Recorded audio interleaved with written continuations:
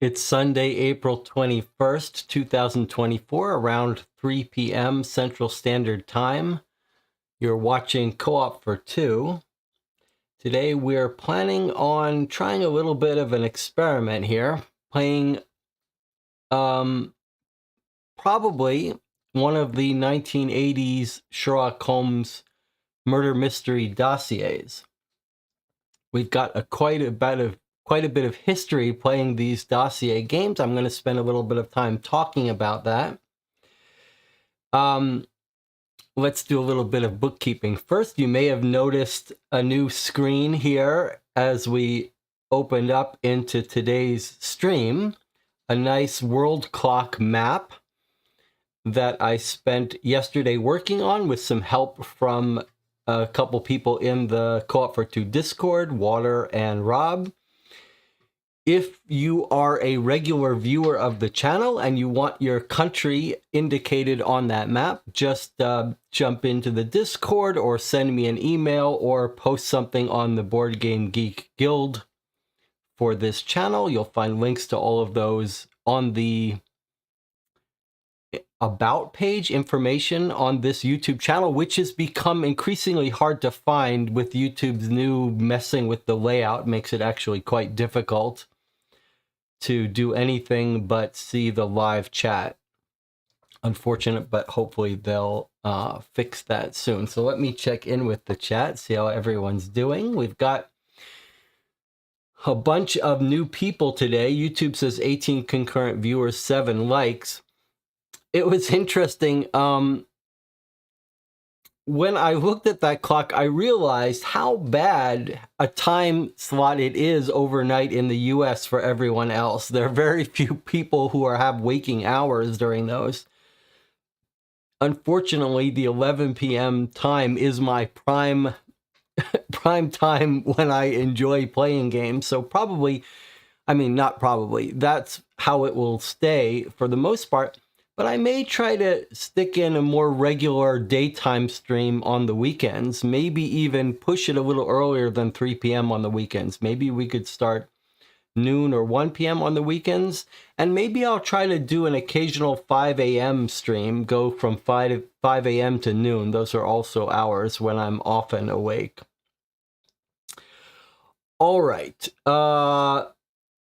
Other bit of bookkeeping news. On Monday, that's tomorrow night, we'll be playing 7th Citadel again, a game that I'm quite captured by, and you should keep your eye open if you're at all interested in playing 7th Citadel yourself. I'm going to put up a couple of short videos with like tips for enjoying the game.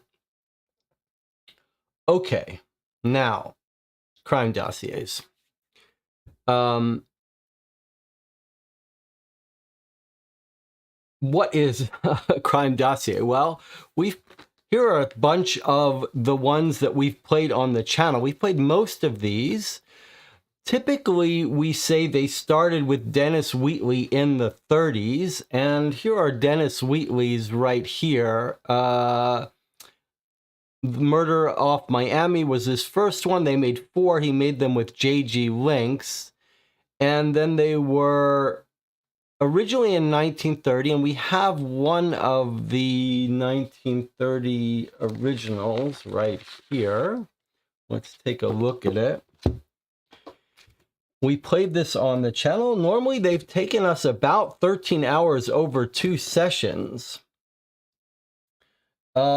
So this was the first one released in England. Dennis Wheatley was a very famous fiction writer, and he wrote some occult and some noir books. But let's see what they look like. Essentially, they are mystery stories told through little facsimile documents. So you've got photos, you've got found little letters, notes, lots of handwriting, physical evidence. Here's a blood-stained piece of cloth, etc. Okay.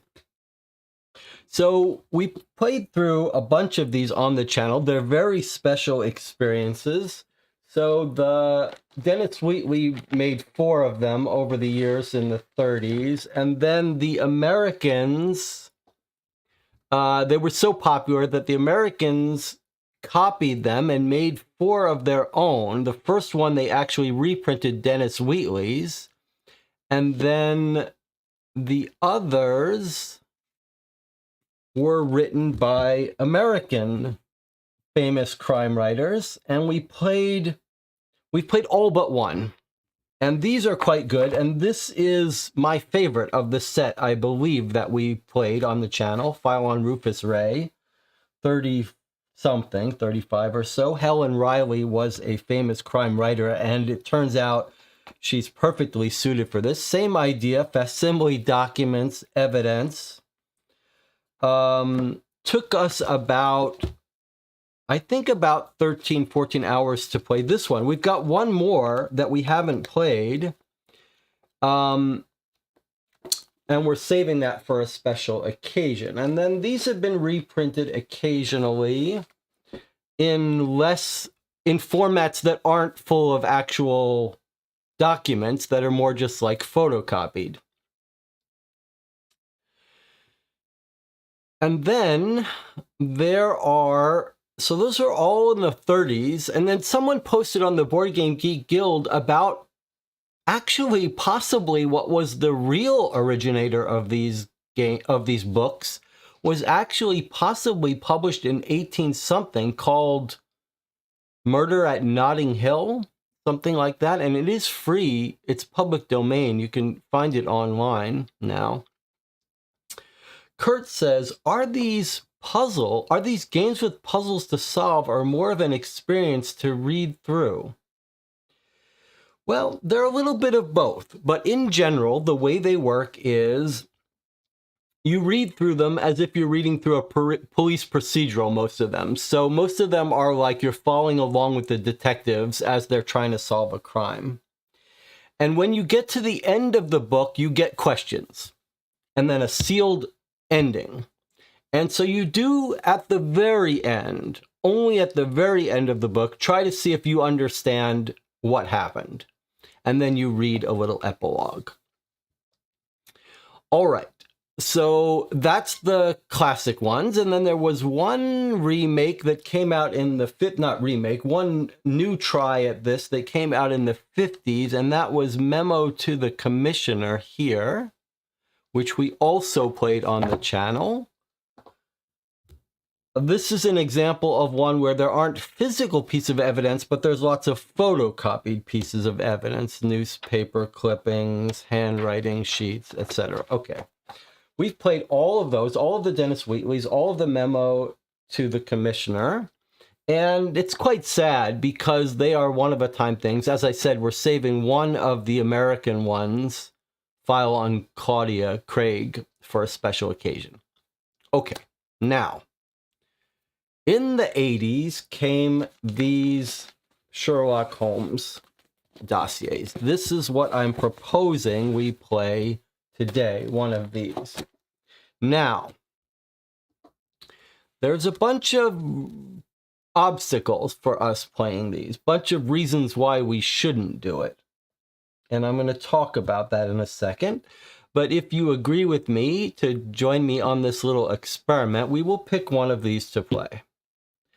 However, before I do these, they're all done by Simon Goodenough.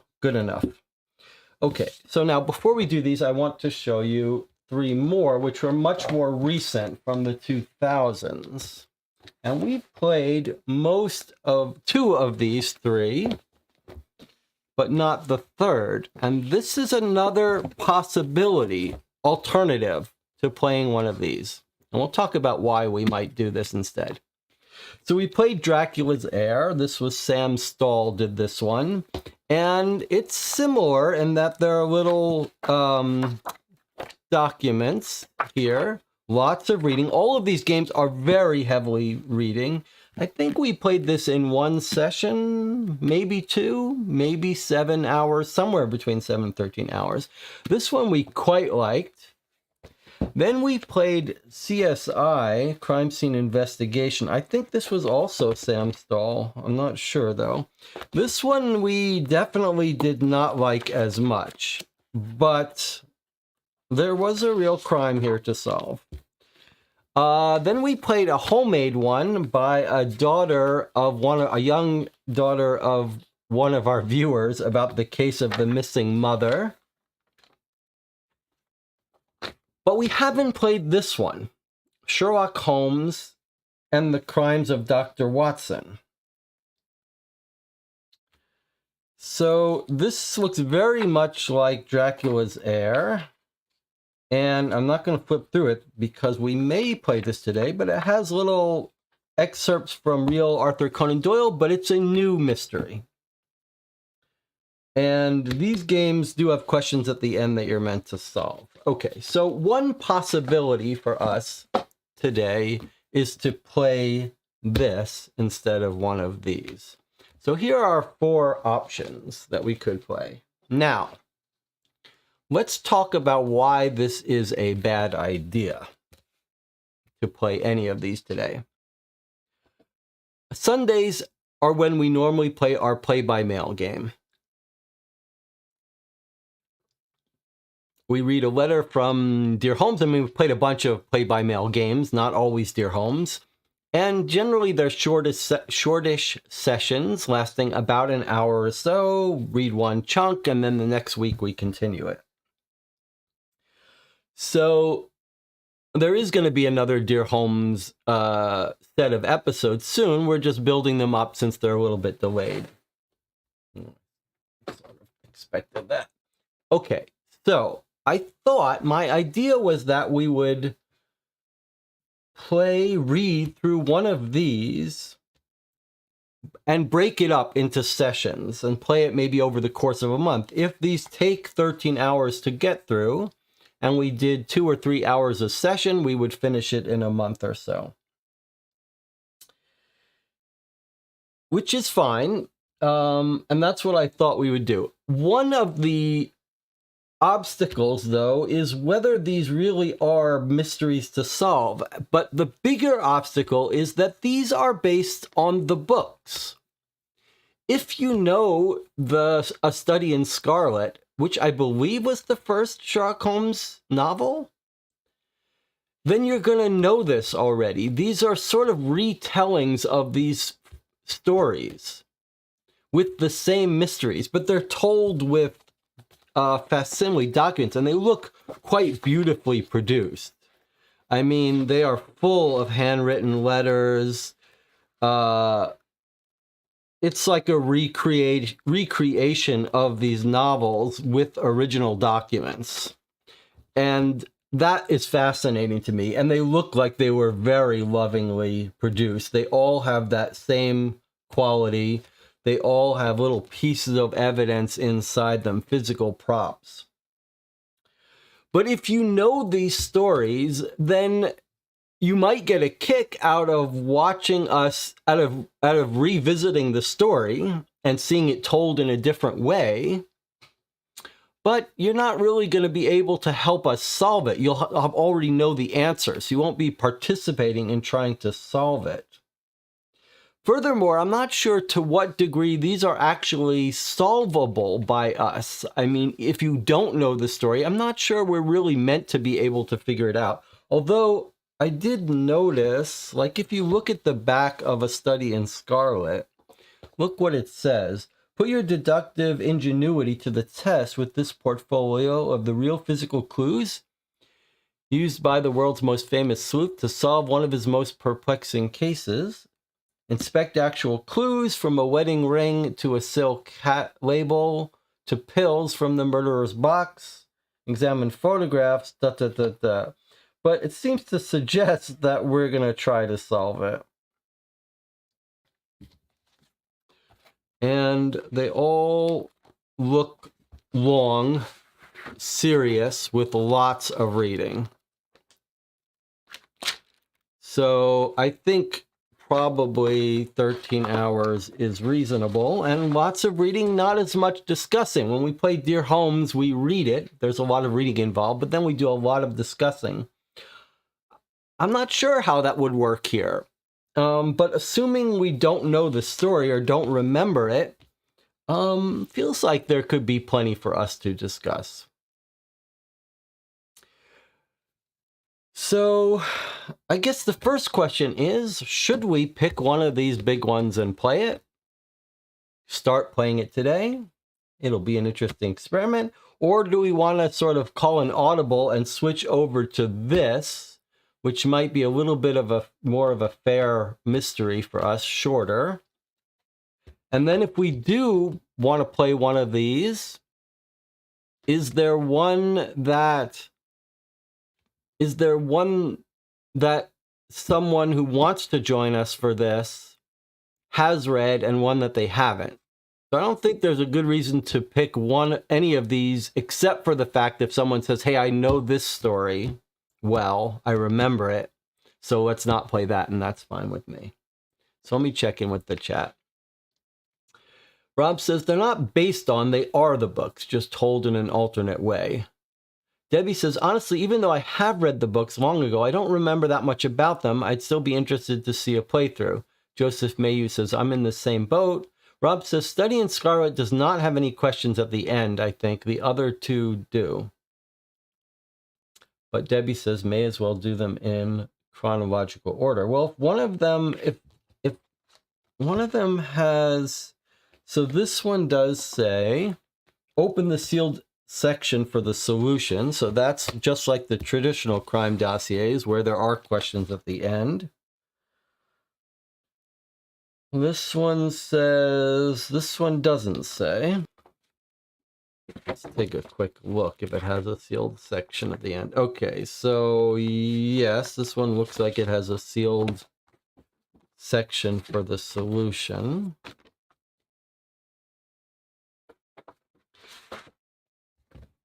Now, so I have one little proposal though. If, yeah, it doesn't look like there's a sealed solution for studying Scarlet. Okay, so I do have one proposed backup plan though, which is this. I suggest that we try playing one of these proper Sherlock Holmes, Arthur Conan Doyle novels. Play for a couple of hours today. Then if we feel like after that this doesn't really work for a Sunday session and people would rather play a little self-contained hour-long game, then what we can do is we'll just finish it, but finish it during a normal night session. So we don't have to commit to playing this in 4 sessions over 4 Sundays. We'll play this afternoon, I propose, for a couple hours, and we'll see if this is going to work as an episodic experience. So if you're on board with that, which one should we play?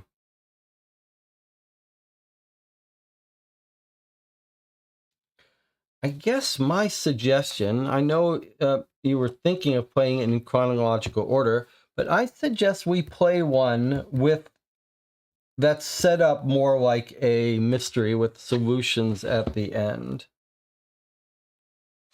How did he make these? Oh, so much work. Feels like it went on. This one says not for retail. 1917.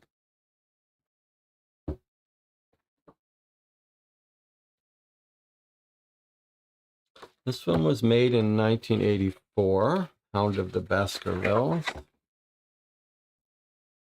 1983, A Study in Scarlet was made.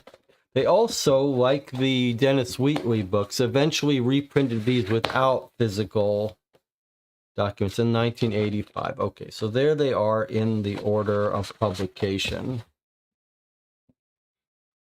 Rob says, I remember all the stories. I own the dossiers as well. I vote on one that Jesse hasn't read. The one I sort of have a tiny... I really don't have a memory of any of these. I don't think I know anything about these. About A Study in Scarlet or A Sign of Four. Hound of the Baskervilles feels like I might have caught a whiff of it at some point. But I really don't remember reading any of them. Debbie says, it just seems weird to play a later one and then go back to the one that introduces Holmes. Is that what A Study in Scarlet does? Does it really introduce Holmes? That was the first novel. All right, let's do them in order then. I'm okay with doing them in order. And maybe this is the one that people are least likely to know anyway, but no questions at the end. Just remember that. Okay, so I want to make sure.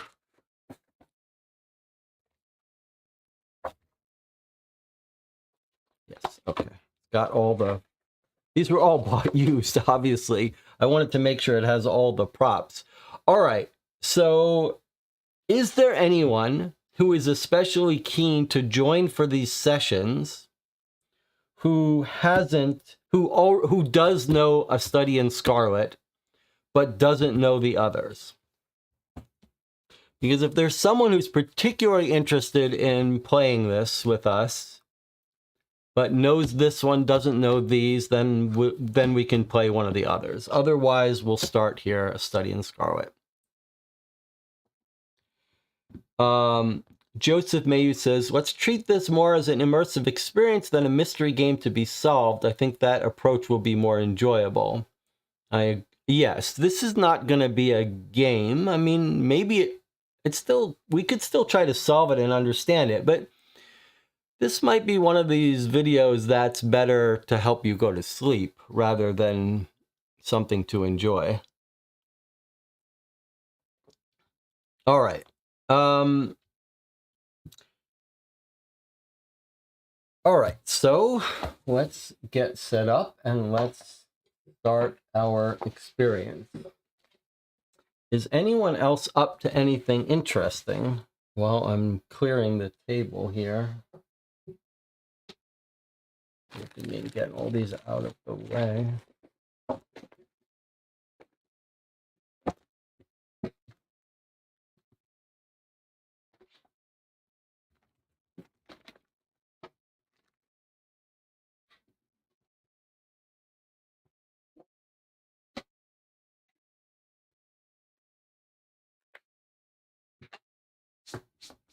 All the books are disintegrating here.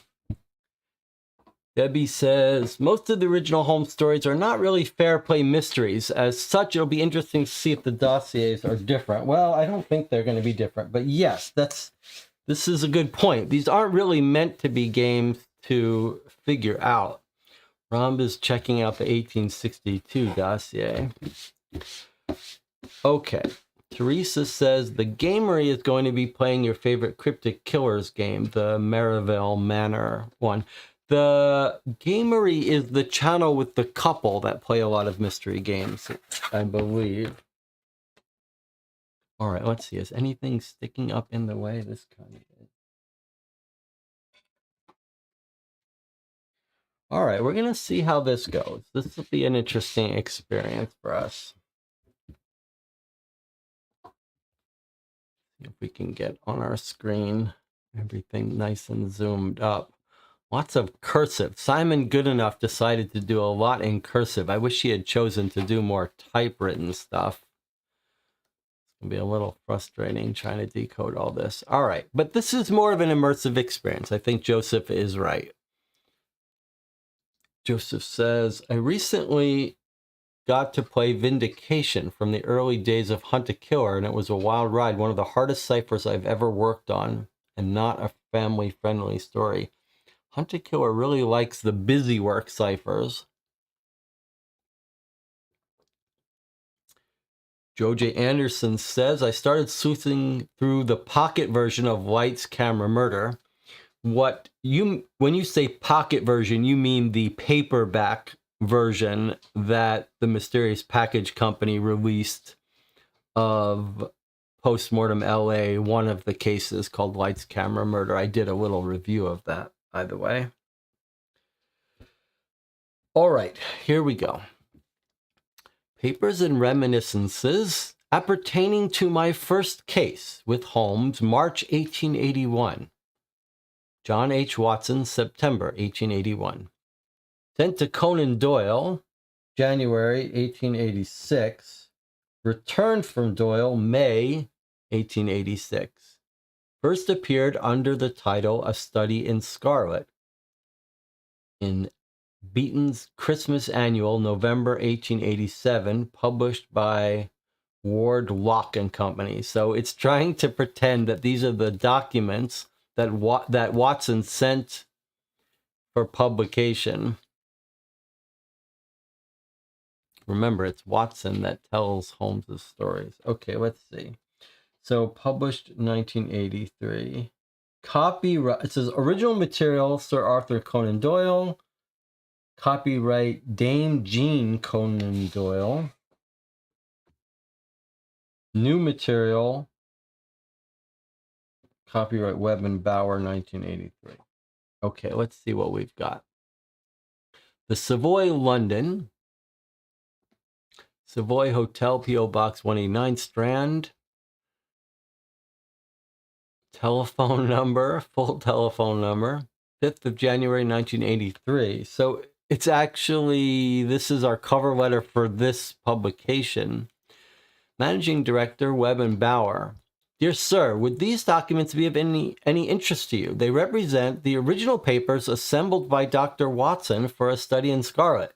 It's common knowledge that Watson's records of his cases with Sherlock Holmes were contained in a dispatch box bearing his name, John H. Watson, M.D., late Indian Army, painted on the lid. This tin box was kept in the vaults of the Bank of Cox and Company in Charing Cross, London.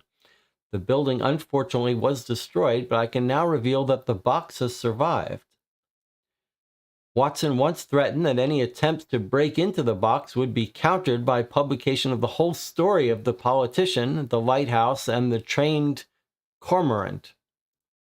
This astonishing tale is now in my possession, and will undoubtedly cause an uproar when it is made public. I have also the original papers on many other unpublished cases, as well as those on the 60 published ones. How I came by the box is a singular tale in itself.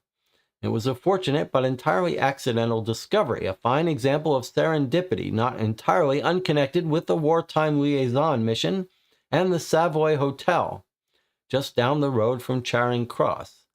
The box was produced out of London's rubble, like buried treasure, but I will tell you all about that if we meet, and I will explain to you then why I have not been able until now to make known the contents of the box. Yours faithfully, Simon Goodenough. So this is a little bit of a breaking of the fourth wall here, I guess. I mean, this is the actual publisher of this book, and this is the designer of this book, telling a story of how he came to be in possession of the documents we're going to be looking for. Rob says the suggestion is to untie the binding so you can pull out individual papers. That's a very good idea, actually.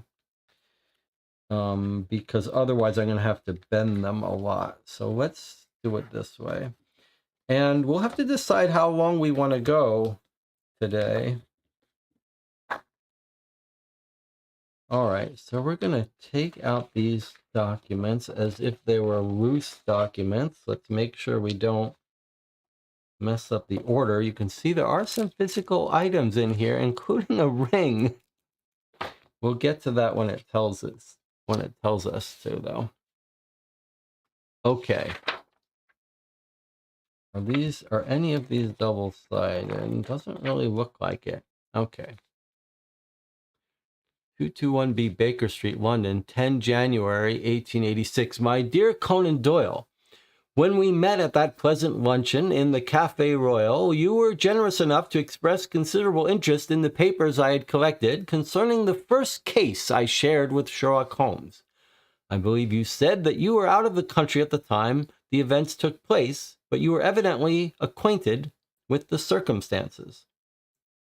You will appreciate that my notes were not at first intended for publication, but I had some amusement in collecting the evidence and compiling a little folder of reminiscences, which I had printed in facsimile form and passed around to a number of interested friends. Since then, Holmes himself has shown some curiosity about what I have been doing, and, you will observe, has added some of his own notes. I must confess this was done rather behind my back, and perhaps you will not think that all his observations have a place in the story. I'm delighted you agree that there could well be something worthy of a wider audience in these reminiscences, and I shall be most obliged if you will arrange any small editing that is required and approach a publisher. I thought some title like A Tangled Skein would suit. Holmes has made a note somewhere about studying the scarlet thread of murder that runs through the story. It was certainly a very tangled thread. By the way, I have just realized that today is the 5th anniversary of my meeting with Holmes. Yours most sincerely, John H. Watson. Okay, another little framing of these documents. What do we have here? This is kind of exciting that we're witnessing the birth of Sherlock Holmes in the first case. Okay, statement of the services of John H. Watson. These are his reminiscences. That's pretty cool, too. Reminiscences. Okay, statement of the services of John H. Watson of the Army Medical Department. Particulars as may be useful in case of his death. Born in Winchester, Hampshire. What does it say, Mr.? Age on entering the service, 27 years old. Date of birth, 18 September 1852. Cadet in the Royal Military College, no. let's see. It looks like previous service, none.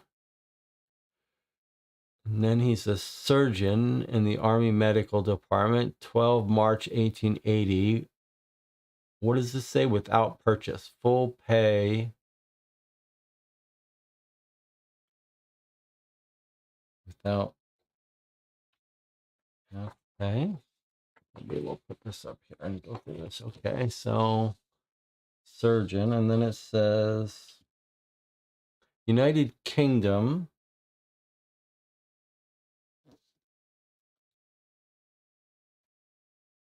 What does that say? Maybe we can use this. Maybe this would be better. Okay, United Kingdom, Jetty Medical Course, Tetley Medical Course, India and Afghanistan, United Kingdom Medical Furlough. This is his periods of employment. 15 September, 11 March, 1880.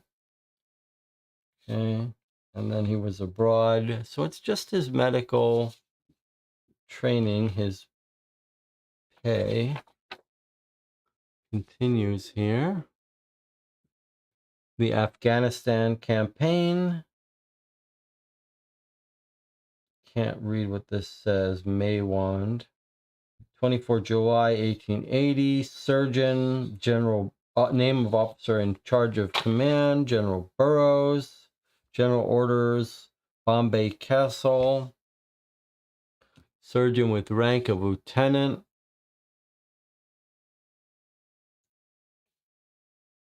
Bombay, Kandahar, 6 months. In the 80s, here's his wounds.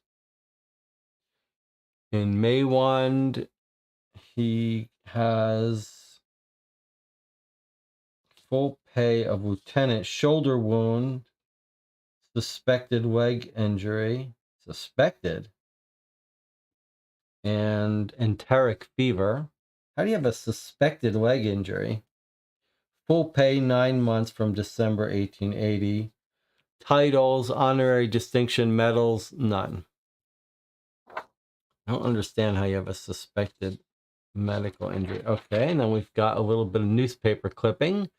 This is going to be about the wars. Maybe we won't read all of this, but maybe we'll check out the Afghanistan since he was involved in that. What does it say here? Lord Hartington announced in the House of Commons yesterday the receipt of the following telegram from Governor of Bombay dated July 28, 1880. Primrose telegraphs today from Kandahar. Terrible disaster. General Burroughs' force was annihilated. We are going into Citadel. General Fair telegraphed to collect what forces he can and march on Kandahar. Posts are being concentrated at Chuman. I have telegraphed Simlas we can send another brigade if necessary. This announcement appeared in our 3rd edition of yesterday. This is about General Burroughs, who it looks like was the commander that Watson served under. General Burroughs has been seriously defeated by Ayub Khan. Primrose has vacated cantonments at Kandahar and retired to Citadel. We're pushing forward reinforcements already on their way as quickly as possible, sending large additional reinforcements from India. It may be necessary to anticipate dispatch of troops from England intended for this season's reliefs. From Governor of Bombay, July 28. Clear the line. Horse Artillery, EB Battery, 3rd Bombay Cavalry, 3rd Sindh Horse, 2 squadrons, 2nd Company Sappers, 66 Queens, 6 companies, 1st and 30th Native Infantry. Nothing more known. Telegraph interrupted.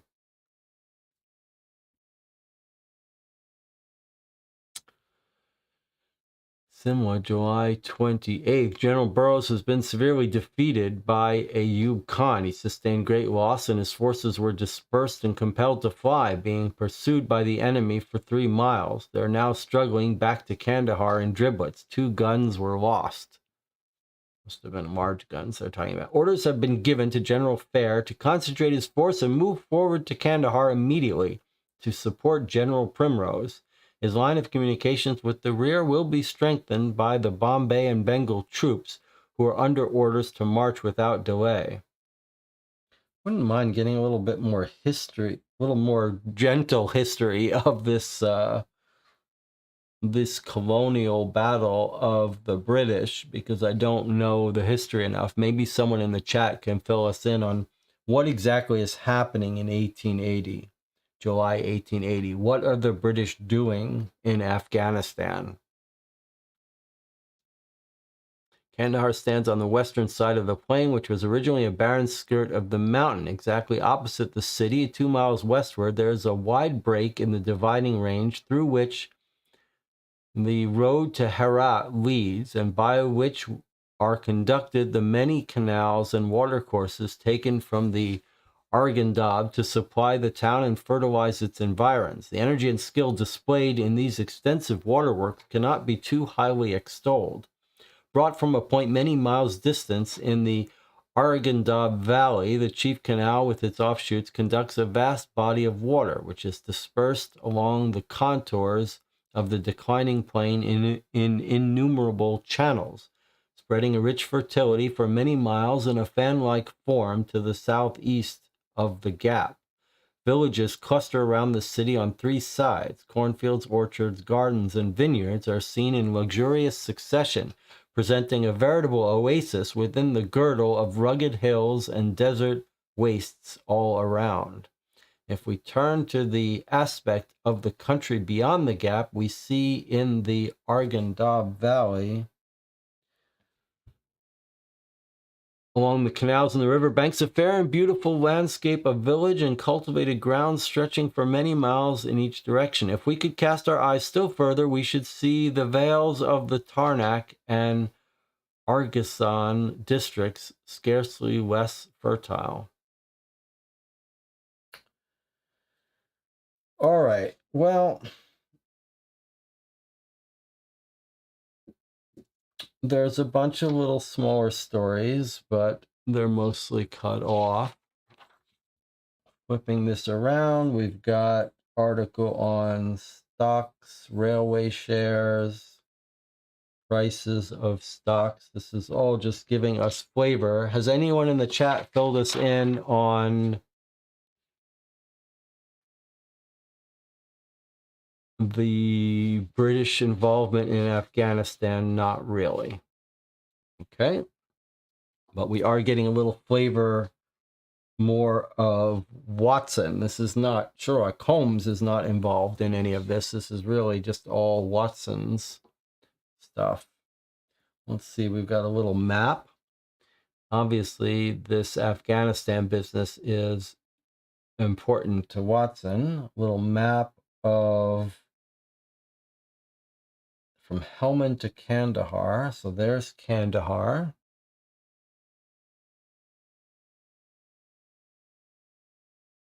Desert.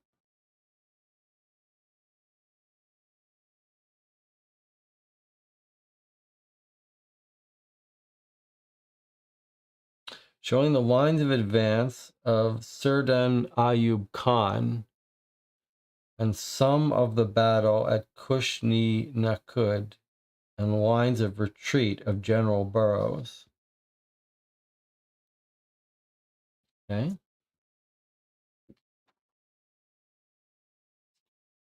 More setting the scene, not for this case, just general context for the times.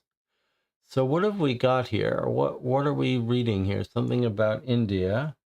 The Medical Times and Gazette. So this is a little snippet of a magazine that Watson has collected. Now, why is that? Why does he care about this? He didn't write it. Practical notes on the ordinary diseases of India, especially those prevalent in Bengal, by Dr. Cheevers. Oh, enteric fever. We were told that Watson may have suffered from enteric fever. So let's read a little bit about that since we don't know what it is. Note on true enteric fever in India. My knowledge of the recent progress of this disease in the East has received several important accessions since the publication of my last chapter on the subject in September. In his presidential address at the Epidemiological Society, Sir Joseph Fayer mentions that the Sanitary Commissioner report of 1877 says that out of 233 cases of typhoid, 92, or 39%, proved fatal, the admission rate being 4 to 1 per 1,000 of strength. It moreover appears that 2.45% occurred at under 24 years of age, 1.55 at 25 to 29, and 0.99 at 30 to 34, and a few or none above that age, showing that the disease tells most severely on the younger men. 0.99. Okay. Attacks younger men. In this respect, resembling typhoid in England. Again, Dr. Bryden, in his report of the statistical history of the European Army in India up to 1876, says it has no geography, and it is a matter of popular observation that no regiment or battery escapes enteric fever in the first year, whatever cantonment of India may be selected. Out of 73 bodies of men, 2 regiments and 7 batteries only returned no case of enteric fever in the first year. It gives the following analysis of 368 deaths that occurred between 1823 and 1876. Here's our little statistics of enteric fever. Really hit the young. That's strange. We're not used to that. COVID was something that attacked older people. 75 of these deaths occurred within 3 years after landing in India. 94%. The total were men under 30. Paper on true enteric fever appears to have been written before you read any second chapter on this disease. Far from doubting the existence of this malady in India, I there give my own experiences of it during my last 10 years in service. And he talks more about it. Okay, let's see. I'm just skipping ahead a little bit. I have lately had a very interesting conversation with a practitioner of great experience in Ceylon, who informs me that true enteric fever is of such frequent occurrence in the Petta, in the native town of Colombo, that he has of late found it very difficult to convince his younger medical brethren that some of their cases are examples of polluted remittent and must be treated as such. In discussing a case which they freely admit presents in all other respects the typical characteristics of true enteric fever, Dr. Gordon and other Indian observers appear to be met by the objection: can this case be distinctly traced?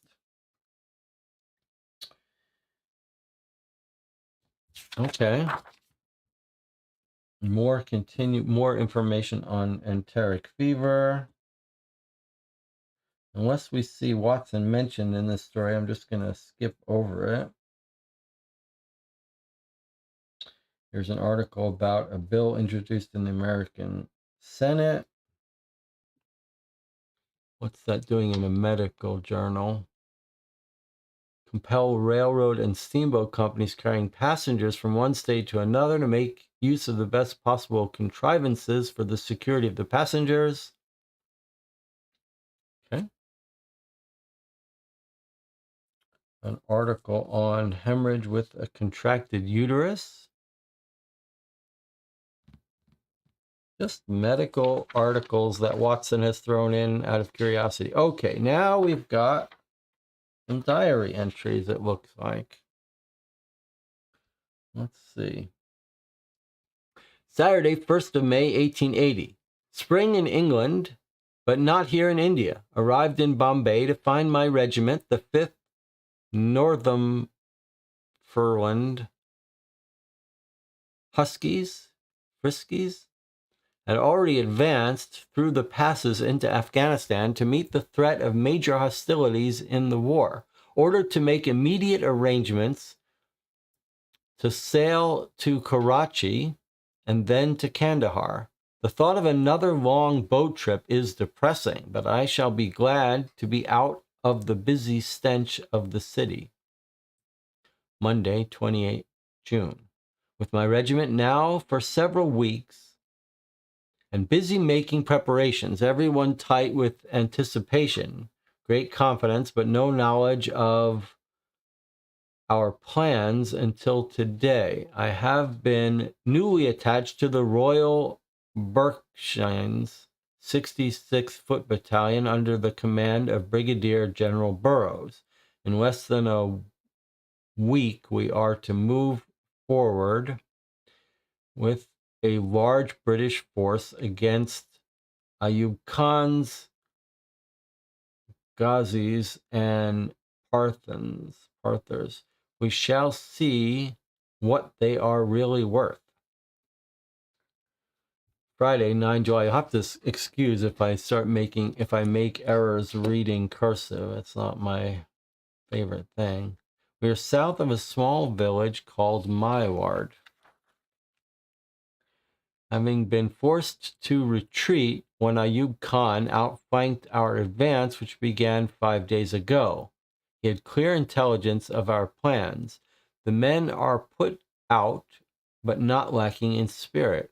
Sunday, 26 July. News that the enemy are close and the possibility of action soon. Everyone keyed to a high pitch of excitement. Now is our chance to come to grips with the heathen. My next entry will be news of victory, I have no doubt.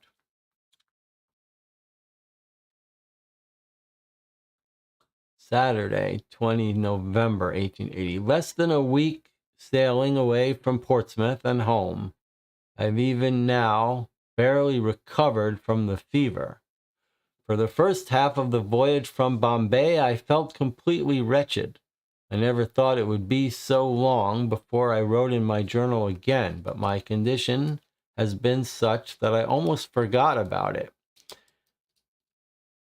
After our fatal engagement with the enemy on the day after my last entry, I should have fallen into the hands of the murderous Ghazis had it not been for good old Murray, my orderly, who threw me across a pack horse and succeeded in bringing me safely through. With a group of other wounded, I escaped internment with the rest of the force in Kandahar and reached the something hospital at Peshawar across the border. The ordeal of this journey did not help the shoulder wound I had received from a something bullet, which had shattered the bone and grazed the something artery. It took me some while to recover from this and my other wounds, which at first appeared less serious, and I had only just begun to bask a little on the veranda when I was struck down by enteric fever, that curse of our Indian possessions. Seemed as if it was for months that my life was despaired of, though it was barely a matter of weeks, but it won me this medical furlough back to England. Sunday, 19 December. Well ensconced in the Strand Hotel and quite lively back in London again. On my arrival at Portsmouth on November 26th, went immediately to Netley to visit old comrades at the Army Medical College and then on to visit relatives in Hampshire before traveling to London, the old haunts of my student days and my period as a house surgeon at Bart's are very much the same, though I am not entirely strong enough to enjoy them to the full. Acquired a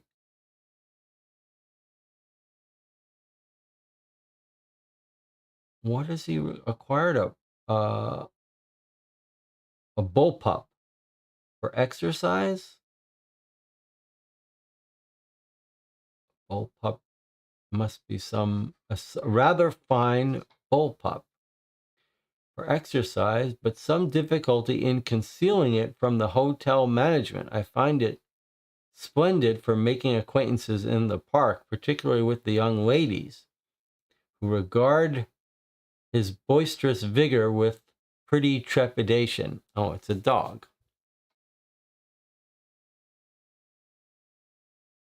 Okay. So this is making, what's interesting here is it's making Watson out to be more of a real person instead of it just being about Sherlock Holmes. Berkshires are Berkshires. Okay. Let's talk in the channel. Let's see.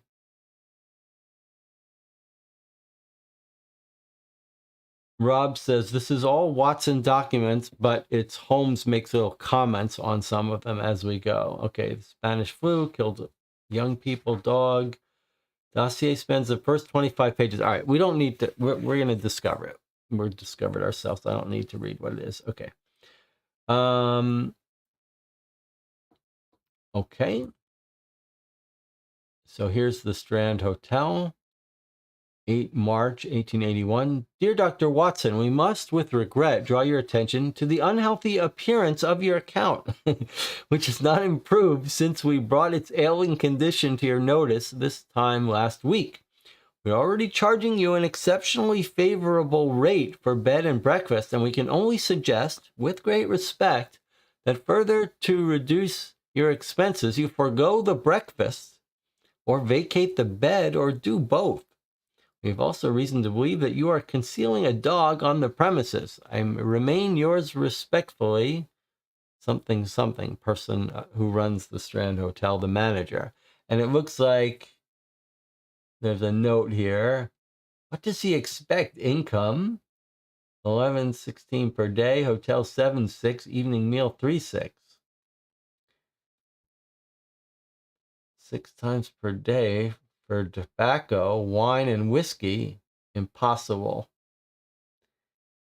And then it says dinner for 2 costs £1. Cheapest decent dinner for 2, £1. Okay. Is this Holmes's note on here or Watson's? We don't know. Okay, now Watson has resumed his diary on different paper now that he's back in London. Let's see how life is going for Watson. Monday, 10 January 1881. The new year, not much more than a week old, and I've already made a remarkable acquaintance. Heaven knows what will come of it, but let no one say that John Watson was slow to seize on fresh experience. The events of this day made me determined to revive an earlier habit, to keep, beside the brief entries in my occasional journal, more extensive notes written at leisure on matters of peculiar interest. If only the disciplines of my student years had reasserted themselves sooner. The scarce leaves of my journal, keep safe throughout my extraordinary adventures in Afghanistan, barely served to conjure up events so quickly distant and distorted by the passage of time. What other, more delightful memories have I lost through not recording in full those delicious, and I guess this is Holmes changing it to delicate, doing some editing, or the editors, I can't quite tell. Travails in 3 continents by which, at intervals, I have been so happily distracted. My partial recollections of the recent military campaign somewhat resemble the haunting shapes of those elms that in my childhood loomed from the mists of autumnal Hampshire mornings.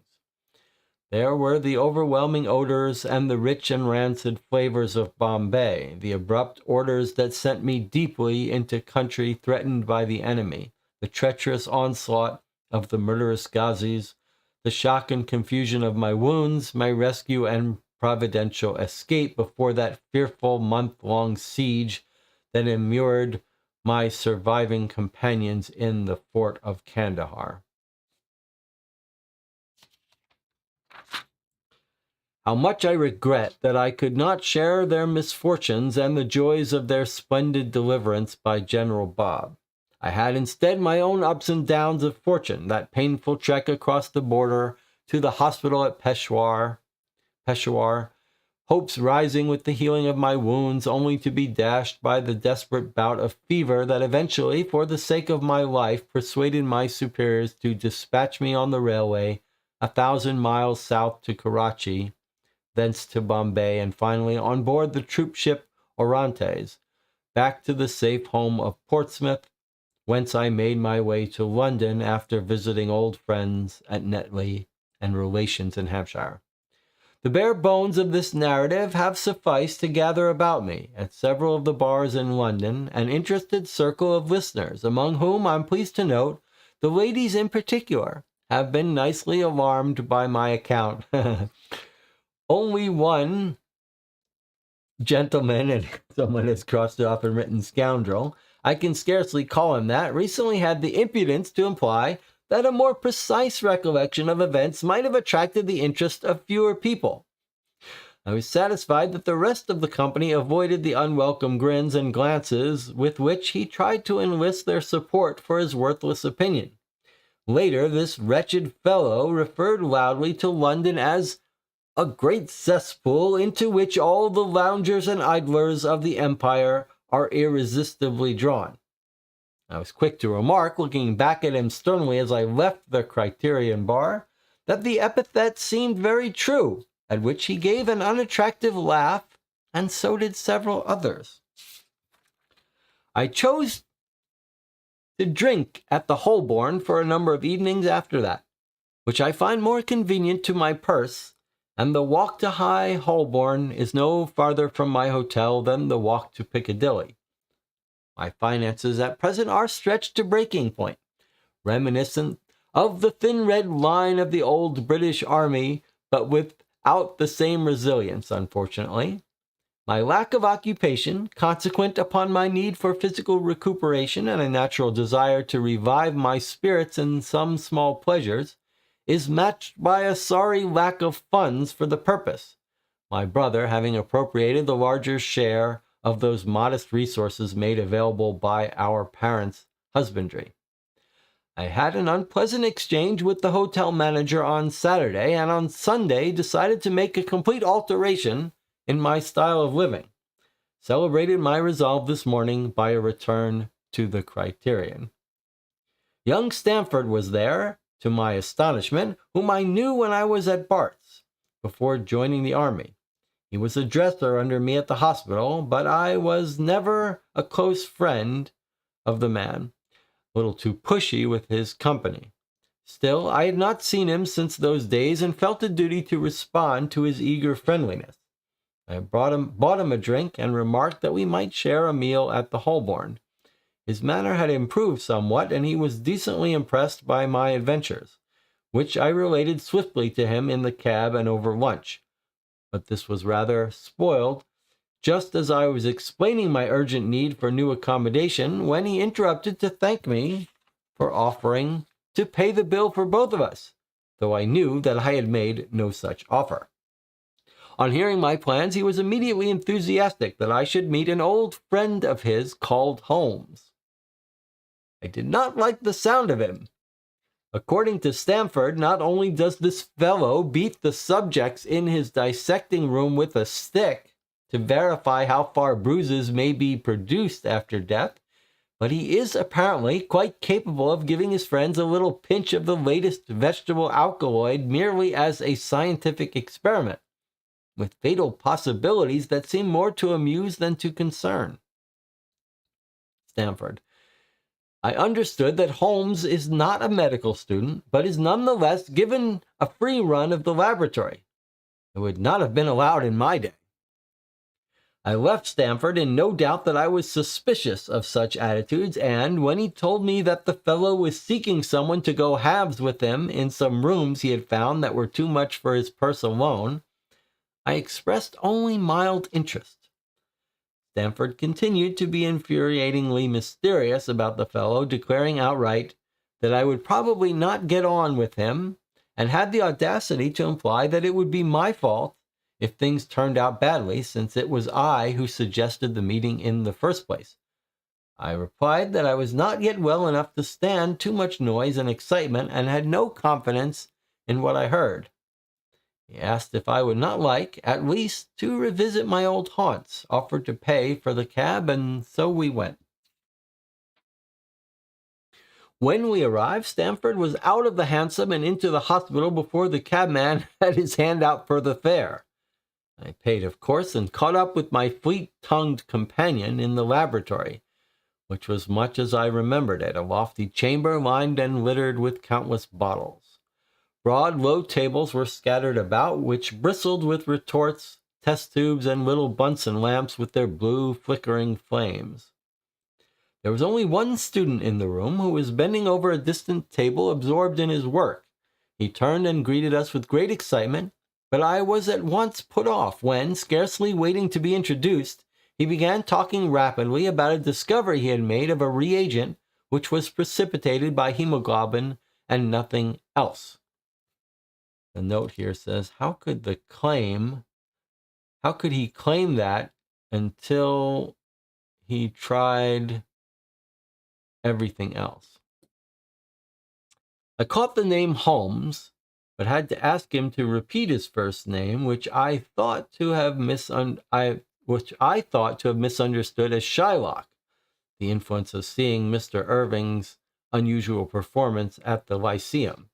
It was perhaps in pique at my remark that Mr. Sherlock Holmes shook my hand more vigorously than I was expecting and tried to impress me by a wild guess that I had recently come from Afghanistan.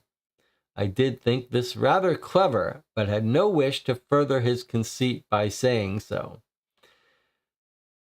This is a little bit I remember from reading from the original. I don't think I've read the original book, but I do remember this scene where he predicts Watson has just come back from Afghanistan. So this is an interesting, like, you're seeing the story told from a different angle. I can see how you would do both of them and get a different picture of the story from two different angles.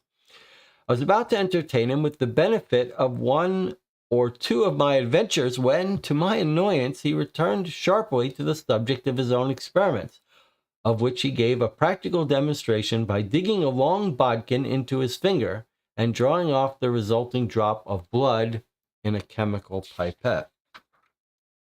Pouring in a liter of water, he showed us that the mixture had the appearance of pure water, and he stated that the proportion of blood to water was 1 to 1,000,000, but I know this to be an exaggeration. He then added some white crystals and drops of an unspecified transparent fluid. The solution changed to a dull mahogany, and a brownish dust was precipitated to the bottom of the pipette. By this experiment, whether bloodstains were old or new, Holmes claimed that not only could he distinguish between obscure dirt and authentic blood, but he could thereby bring about the arrest of many criminals who had thus far eluded the law. This note says, the old something were valueless? Clue? What does this say? By this experiment, the old something microscope, the something test, were valueless. Okay. He cited among those who should not have escaped justice von Bischoff of Frankfurt, Mason of Bradford, the notorious Muller, Lefebvre of Montpellier, and Sampson of New Orleans. I thought that Holmes showed a childlike delight quite out of proportion to the incomplete value of his experiment. He looked to us for applause, and I congratulated him in a deliberately restrained tone. But Stamford played up to him and talked about some nonsense about the fellow being a walking calendar of crime, and suggested he should start a paper called The Police News of the Past, which appealed to Holmes greatly. He was sticking a piece of plaster over the prick on his finger at the time, and seeing my glance, he explained that he dabbled in poisons quite a bit. He spread out his hands, showing the patches of plaster and acid stains, as if I had not been able to observe these for myself when I shook hands with him, or when I watched him at his experiment. I was about to make a medical remark of some acuity when Stamford brought up the unwelcome subject of lodgings. Holmes was interested, to my surprise, for by now I thought he must be as suspicious of myself as I was of him. He mentioned a suite in Baker Street, which he had seen, and then cross-examined me with the apparent intention of putting me off. Irresistibly, I found myself rising to the challenge of this awkward fellow and matching him squarely. He said he smoked strong tobacco, so I told him that I smoked ships myself, which I knew to be the strongest stuff obtainable.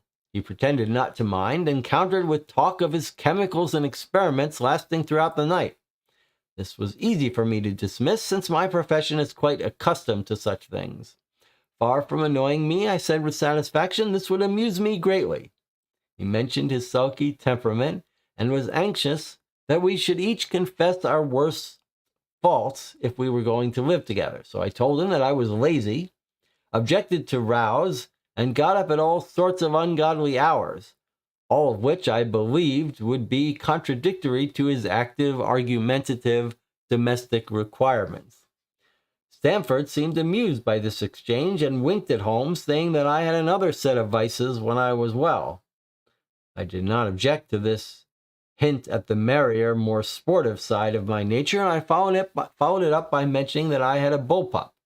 This seemed to strike Holmes, and he quickly referred to his habit of playing the violin. He asked if I objected, and I wittily replied with a catchphrase I had heard in the Oxford music halls. A well-played violin is a treat for the gods. A badly played one, ... I left the line unfinished, hoping he would take the point. Not a bit of it. The fellow laughed, agreed to share with me, and settled we should meet tomorrow at noon to visit the rooms. Before I could protest at this sudden turn, he had gone back to his chemicals and was once again immersed in his experiments, leaving Stamford and myself to make our way out. As we walked back to my hotel, I could not resist asking how Holmes might have guessed that I had been in Afghanistan. Stamford gave an enigmatic reply and said that I was not the first to be curious as to how Holmes found things out. He made such a mystery of the man's skills that I was provoked into demonstrating my own learning by quoting the favorite dictum of my old professor at Bart's, that the proper study of mankind is man. Stamford rather spoilt my fun by wagering that Holmes would learn more about me than I could learn about him. I would like to ignore the fellow's suggestion that we meet tomorrow, but on reflection, I feel stung to question him further. That business of Afghanistan still bothers me. All right. I think it's an hour and 10 minutes. We're going to take a break, and then this is proceeding at quite a clip, but I think probably we should spend at least another hour in today's session. So we're going to take an 8-minute break. Those of you who join me for these normal Sunday streams are not accustomed to us going on. But we'll take an 8-minute break. We'll come back. We'll talk a little bit about this so far, and then we'll continue.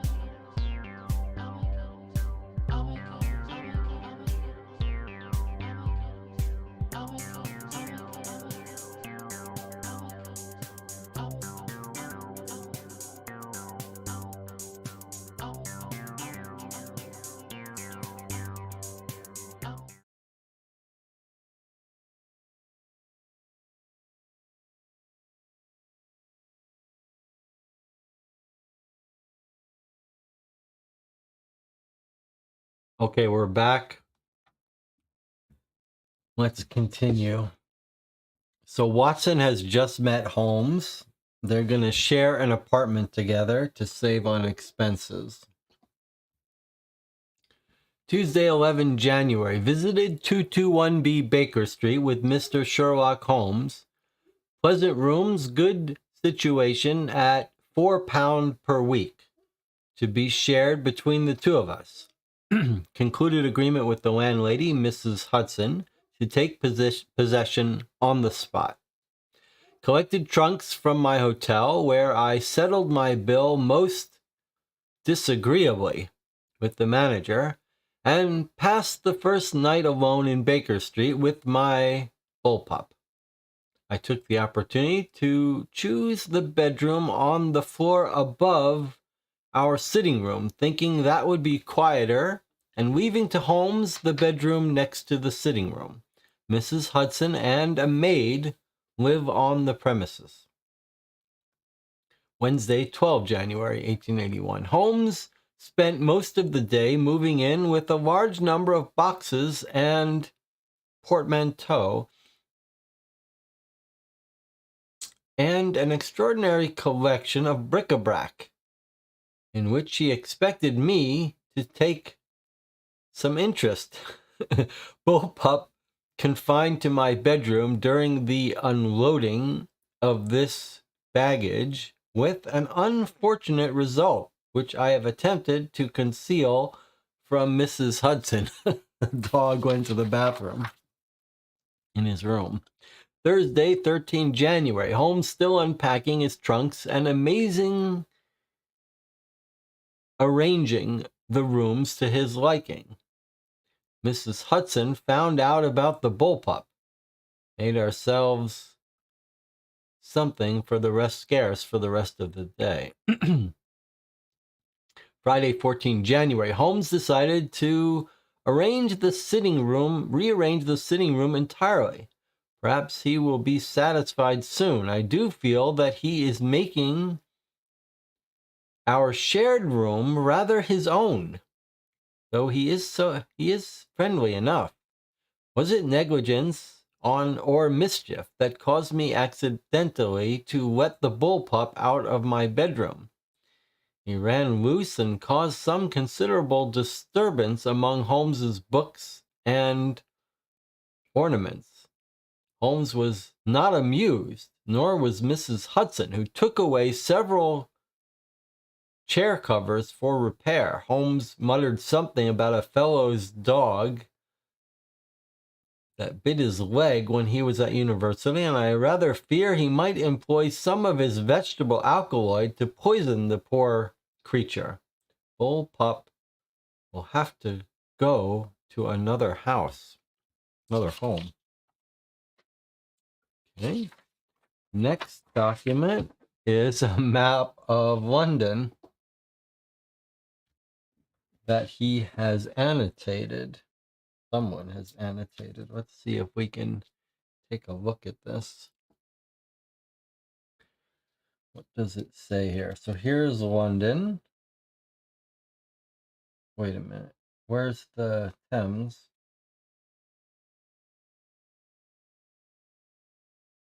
Kind of hard to see.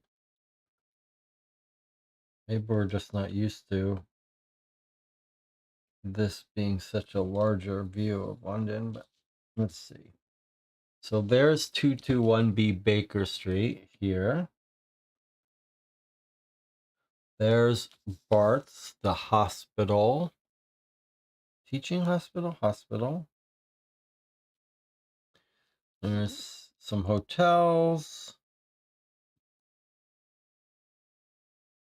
So he's just marked a couple things, but the important thing for us is just to see that where Baker Street is.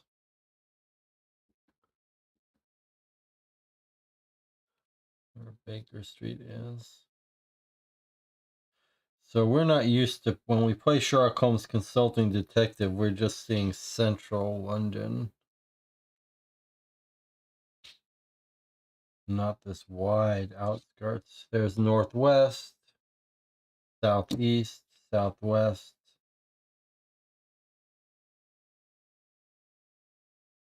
west central. These are east. Okay.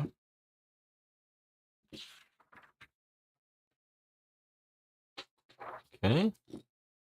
Here's a letter he's writing to Stamford. 30th January 1881. Dear Stamford,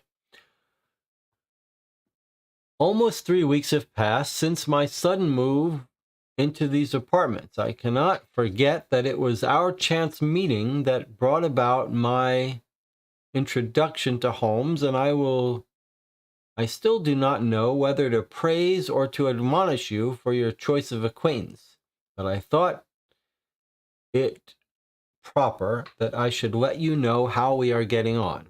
Holmes is reasonably quiet in his ways, and his habits are regular, usually in bed before 10 and breakfasted and gave out before I rise in the morning.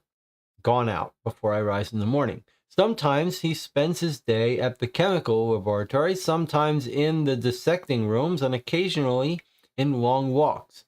He's very energetic when the working fit is on him, but now and again a reaction will seize him, and for days on he will lie upon the sofa in the sitting room, hardly uttering a word or moving a muscle from morning to night. On these occasions, I have noticed such a dreamy, vacant expression in his eyes that were it not for his apparent temperance, I might have suspected him of being addicted to the use of some narcotic. He certainly has a very striking appearance. And being so excessively lean, seems taller than his 6 foot or more. His eyes are sharp and piercing, but cloud over during those intervals of torpor. His thin, hawk-like nose gives his whole expression an air of alertness and decision. His chin, too, has the prominence and squareness which mark the man of determination. His hands are invariably blotted with ink and stained with chemicals, yet he is possessed of extraordinary delicacy of touch, as I have often observed. You may set me down as a hopeless busybody, but I would have you remember that my health forbids me to venture out unless the weather is exceptionally genial, and so I miss my companions at the Criterion. By the way, Holmes does seem to have rather a lot of visitors himself. In anticipation of the lunch you promised, yours truly, John H. Watson.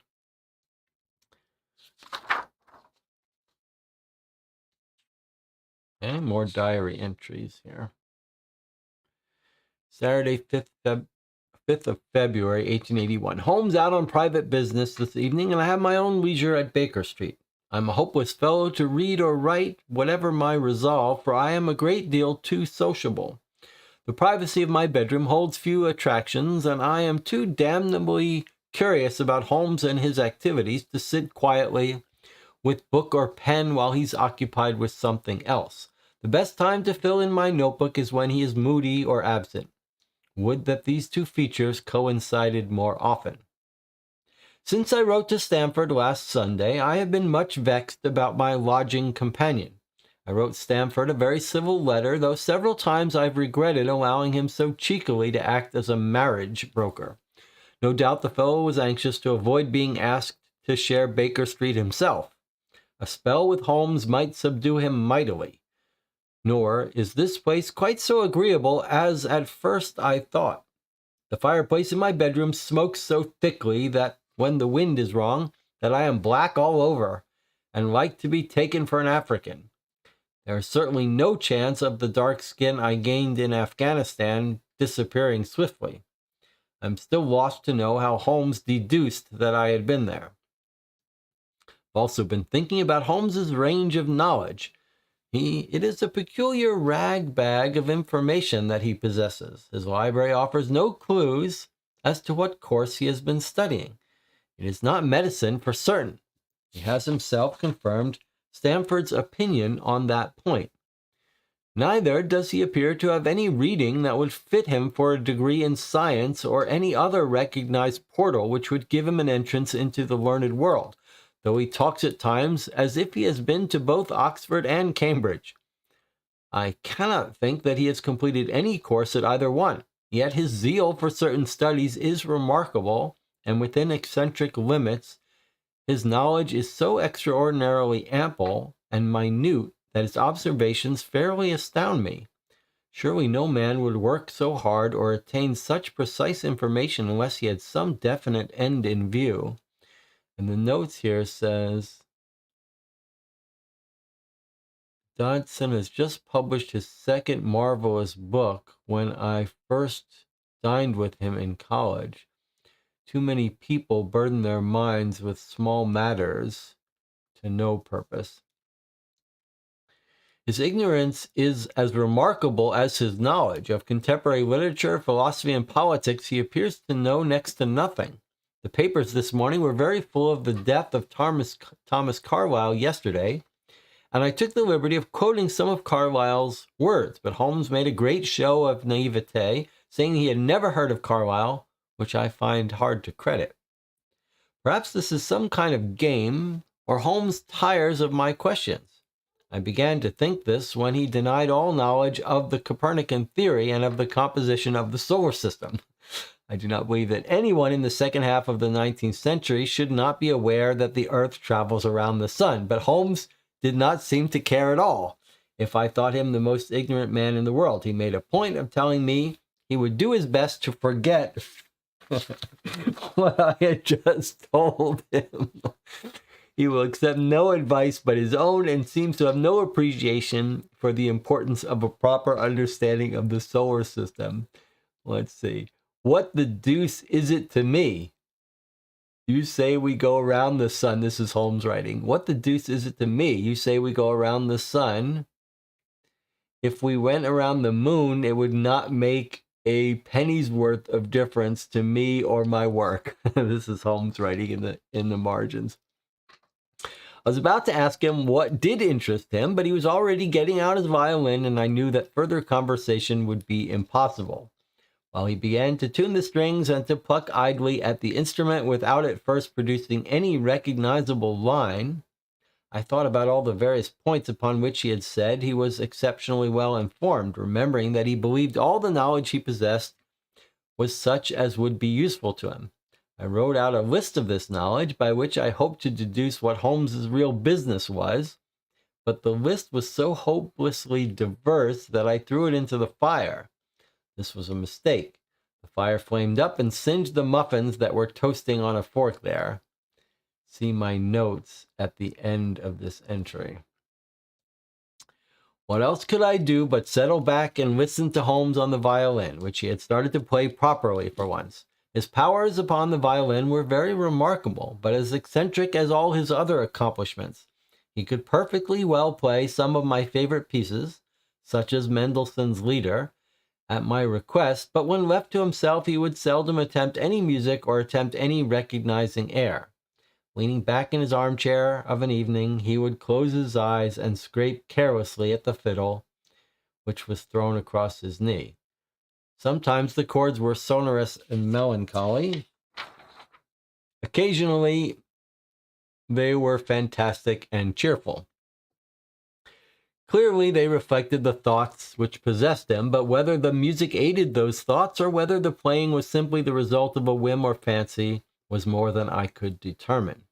I might have rebelled against these exasperating solos had it not been that he usually terminated them by playing in quick succession a whole series of my favorite airs as a slight compensation for the trial upon my patience. Notes for a purpose on the acquisition of knowledge. I consider that a man's brain originally is like a little empty attic. You have to stock it with such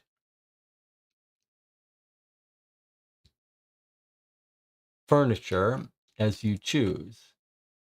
A foot takes in all the lumber of every something that he comes across, so that the knowledge which might be useful to him gets crowded out, or at best jumbled up with a lot of other things, so that he has difficulty in laying his hands upon it.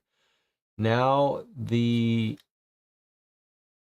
something workman is very careful, skillful workman is very careful indeed as to what he takes into his brain attic. He will have nothing but the tools which may help him in doing his work. But of these he has a large assortment, and all in the most perfect order. It is a mistake to think that the little room has elastic walls and can distend to any extent. Depend upon it,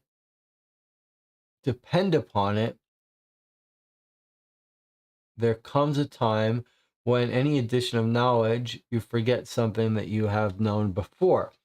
It is of highest importance, therefore, not to have useless facts shoving out the useful ones, elbowing out the useful ones. This is Holmes describing his philosophy of not taking in knowledge that's not useful to him. Okay. What have we got here?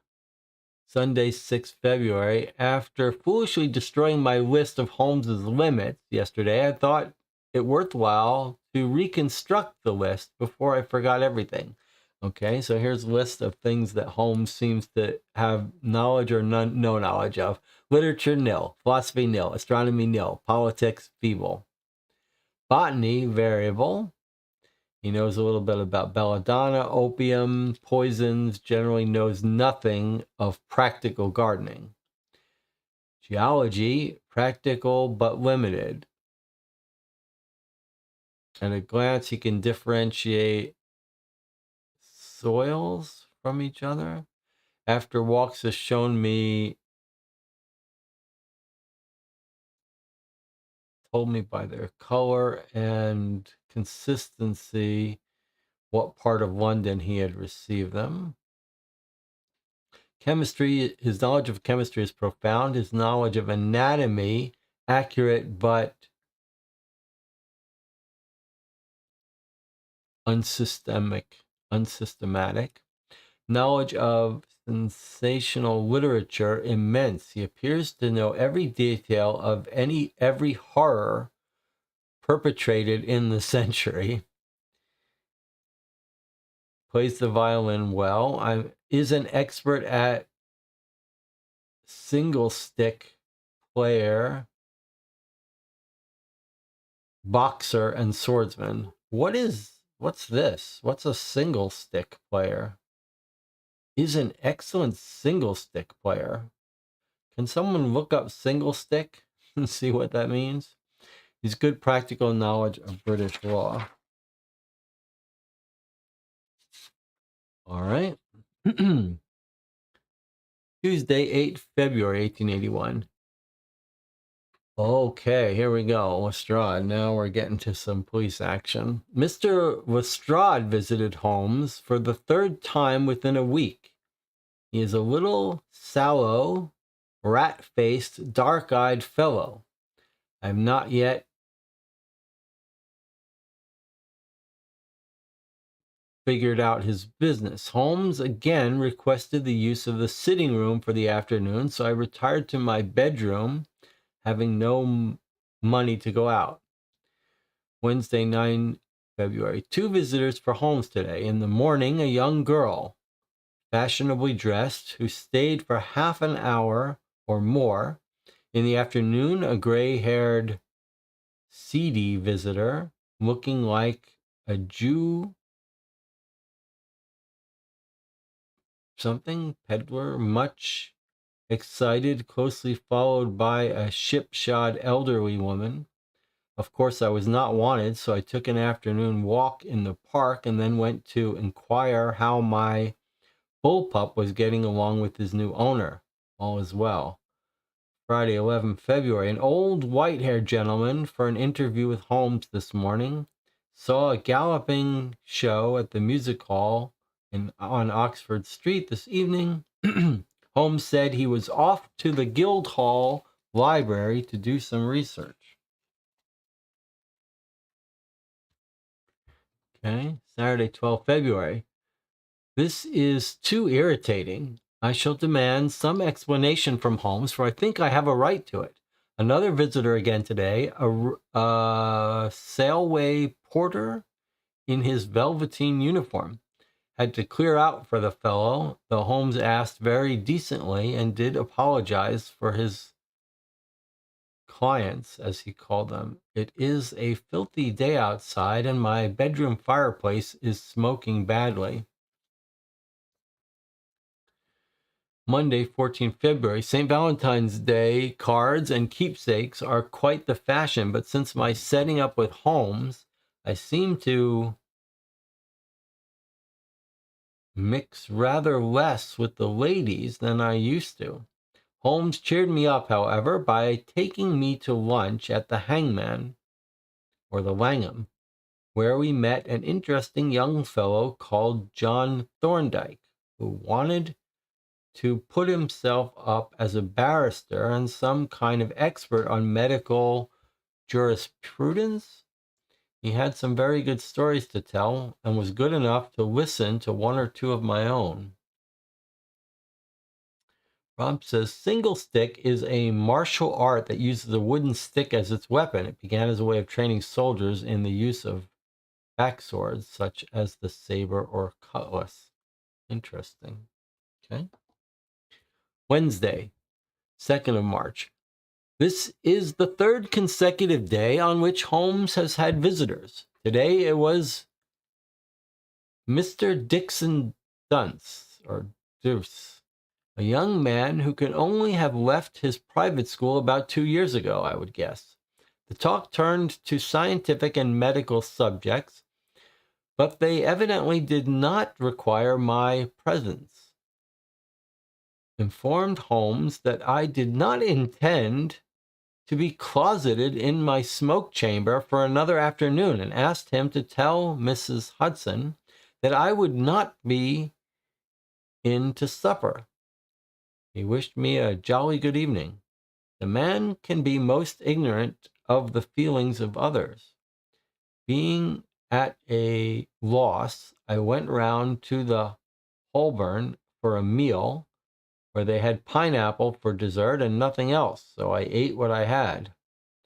I have detested the fruit since my school days, when I was surrounded by stone pineapple atop every something, placed there because they were a favorite dish of the school's namesake. Very bad tempered. I went to the Criterion and tried to recapture some of the spirit of my freer days, but the place was almost empty. Returned home late without my key, but with the pleasant thought that I would have to wake Holmes to let me in. But to my fury, found that he had himself just returned from an excellent evening at the Café Royal, and got nothing from him but a cheery "back early, nothing doing." Back early, nothing doing. Thursday, 3rd of March. Up late and felt poorly after those damnable pineapple last night. Spent the morning at the something baths, Turkish baths in Northumberland, and told Mrs. Hudson in a loud voice that I would be spending all afternoon in the sitting room, and would like tea at 3:30 and supper at 6:30, so that Holmes would be clear that I did not intend to budge. But there were no visitors today, and Holmes was in his bedroom all afternoon and evening, keeping very quiet. Friday, 4th March. The first rain last night for a week. An extraordinary day. My first case with Holmes. The day began by solving the Afghanistan riddle, but concluded with the passing of a fiendish murder, middle for greater mystery, but concluded with the paging of a fiendish murder, middle of far greater mystery. I shall write up a full description in my notebook.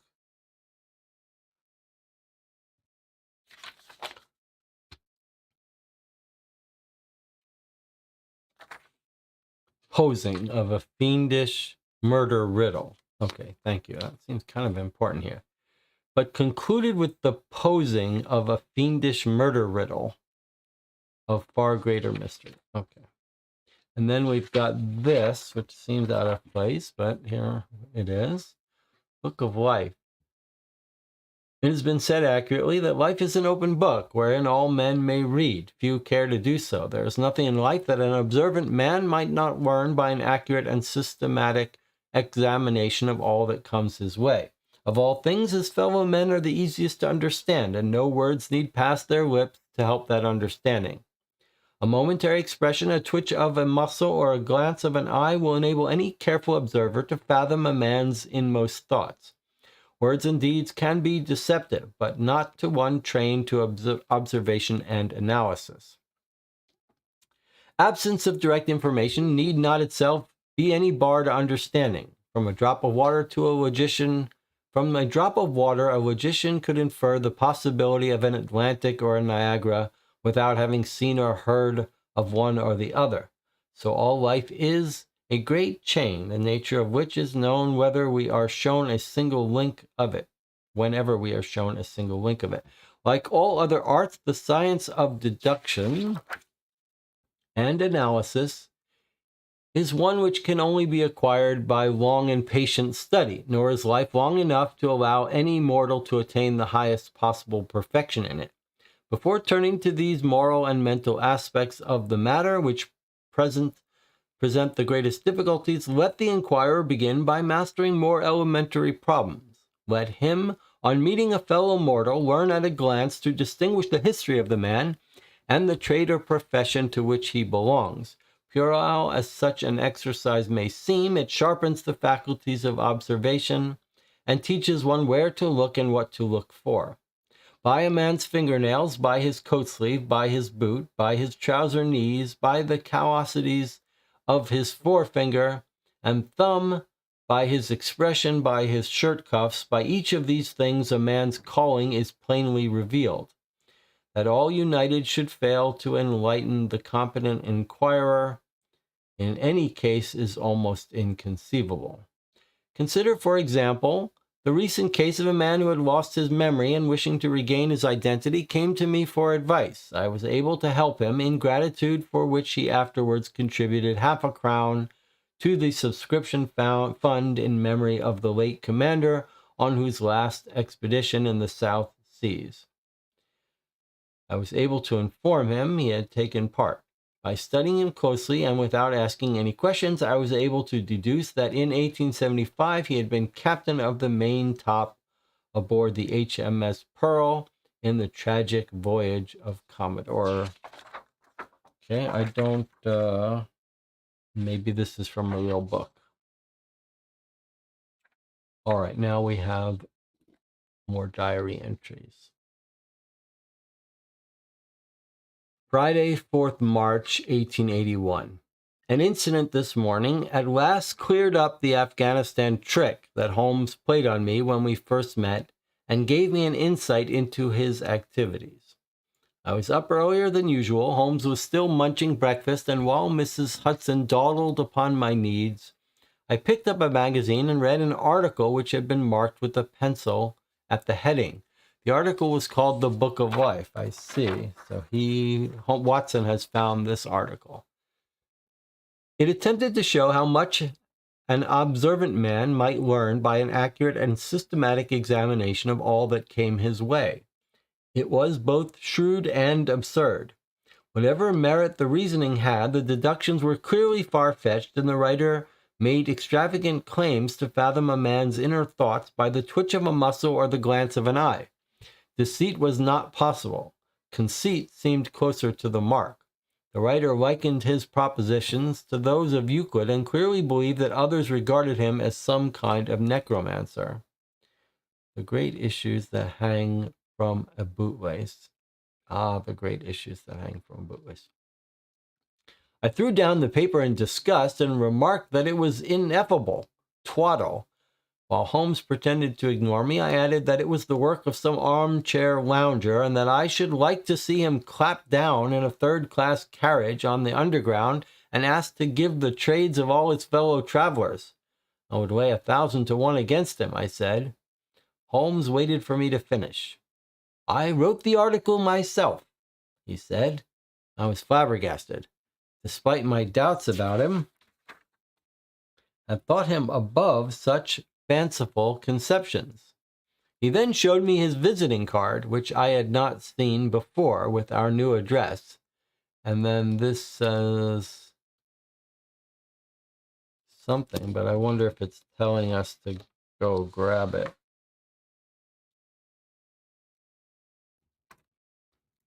Does that look like it says on the something practical?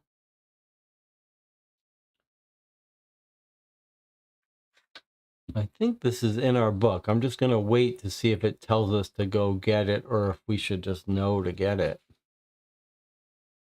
Unless it says that it's on the back of the book now, which I had not seen before, with our new address, on which he called himself a consulting detective. I cross-questioned him about this, for I thought it time he gave me a few answers. I asked what the deuce he meant, and he replied that when the government and private detectives were at a loss, he put them on the right scent. Did he think he knew more than them? I queried, to which he made claim that with the details of 1,000 cases at his finger ends, it would be odd if he couldn't unravel the 1,001st. This is a strong family resemblance about misdeeds. There is a strong family resemblance about misdeeds. I don't get it. Family resemblance. If he's seen the first 1,000, then he'll know the 1,001. Okay. On the contrary, very practical. Someone's fixing what I read. Oh, on the contrary, very practical. Rob says it doesn't tell you when to look for the feelies. Okay, so I think, though, that we are meant to, well, maybe we should just get these out whenever we want, but I think that we're meant to take this business card at some point. Let's see if we can't get it out now. I mean, I think this is the business card he's talking about. Actually, it looks like there's two here.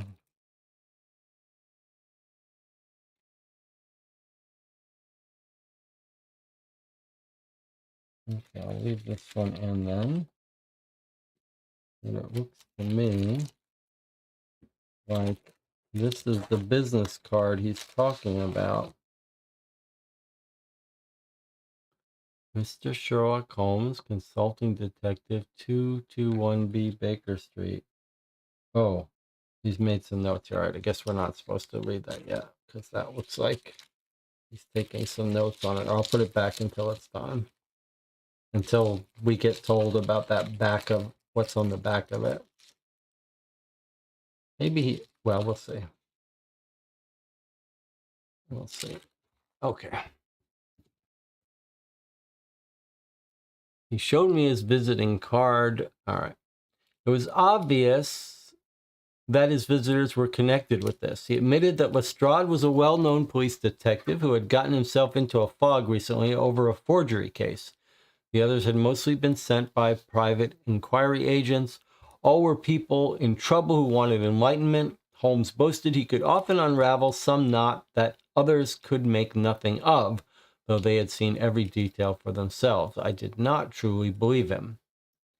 I listened to their story, they listened to my comments, and then I pocket my fee.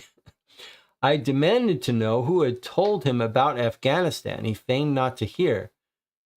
You were told, no doubt, I challenged. He laughed and said he knew it, and then explained the steps in his reasoning, which I jotted down verbatim. Okay, what does he say there? Intuition, something, not deduction and observation. Here's a gentleman of a medical type, but with the air of a military man, clearly an army doctor then. He has just come from the tropics, for his face is dark, and that is not the natural tint of his skin, for his wrists are fair. So this is Holmes explaining how he deduced he was an Afghanistan doctor. He has undergone hardship and sickness, as his haggard face says clearly. His left arm has been injured. He holds it in a stiff and unnatural manner. Where in the tropics could an English army doctor have seen such hardship and got his arm wounded? Clearly in Afghanistan. And then I think Mrs. maybe Watson writing, what about South Africa? And then here's Holmes replying, no. For once, I thought he deserved some credit, so I congratulated him on the simplicity of his solution and compared him first to Edgar Allan Poe's fictional detective Dupin, whose trick of breaking in on his friend's thoughts with an apropos remark after a quarter of an hour's silence was showy and superficial. Said Holmes immediately, and then to Gabori's hero Lecoq, whom Holmes called a bungler, whose energy was the only thing to recommend him, and who took 6 months to identify an unknown prisoner, a question that would have taken Holmes only 24 hours. This says, inferior fellow with some analytical genius, by no means such a phenomenal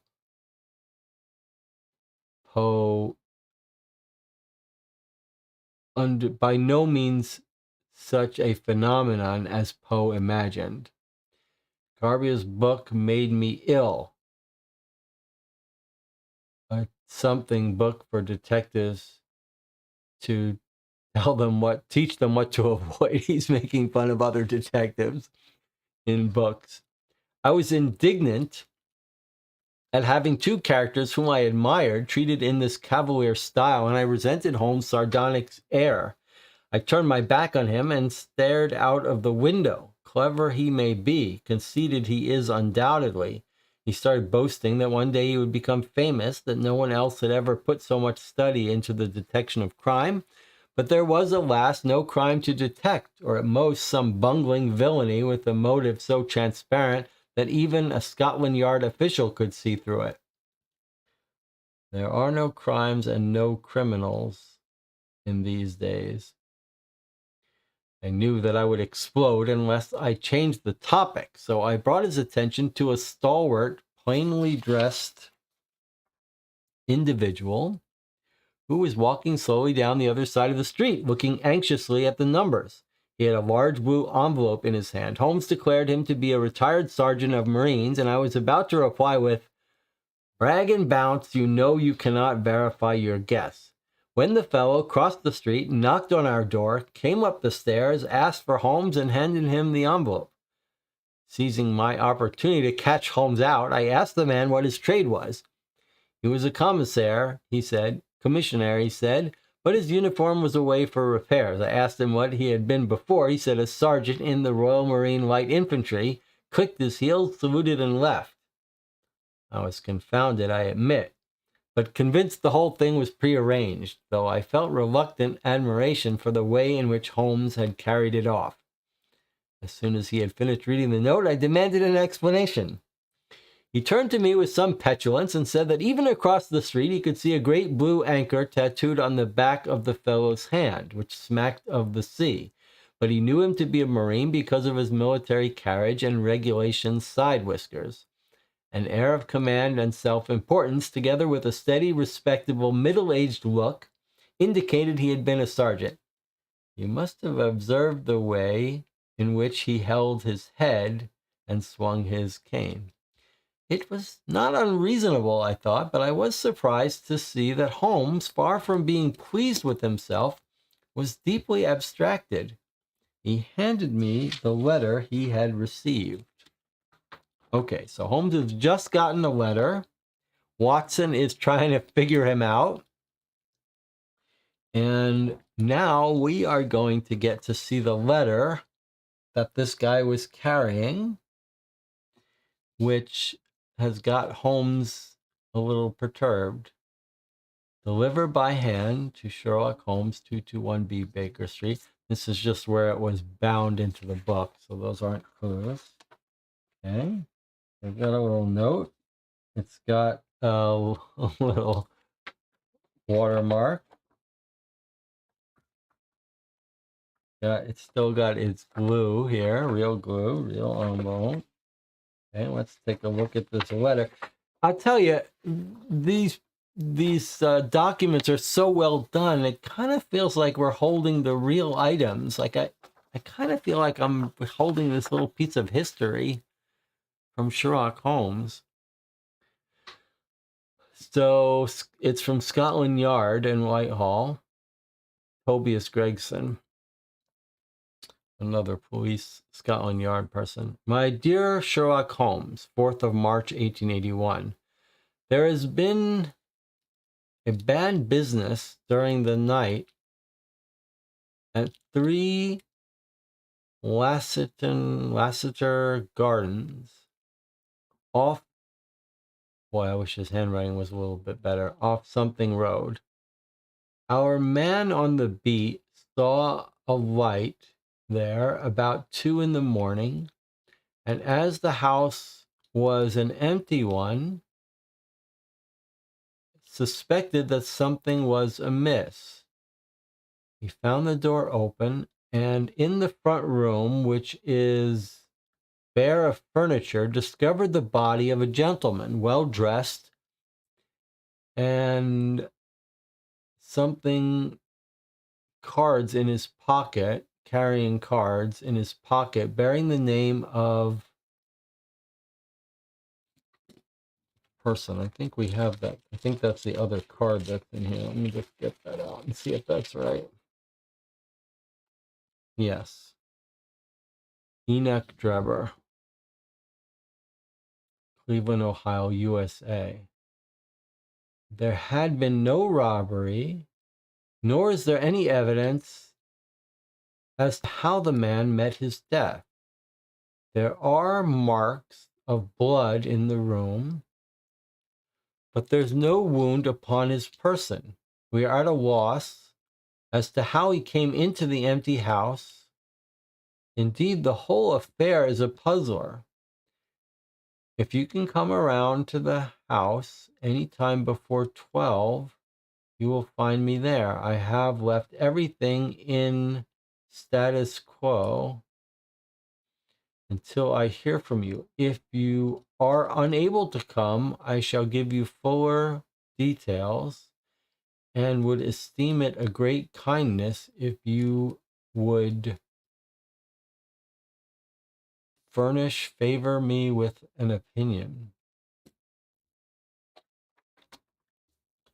Okay, so we've got a dead man, little bit of blood.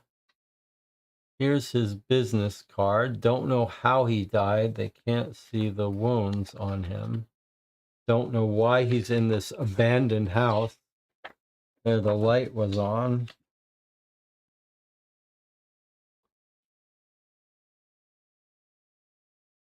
Can't see how he died. They do see some marks of blood in the room, but they don't see a wound on him. Don't know why he's in an empty house. Whole thing's a puzzle. All right, well, we've got our actual first case of Watson and Holmes together and a real mystery. And we've got the actual business card that was found on the body. Okay. Pretty interesting setup.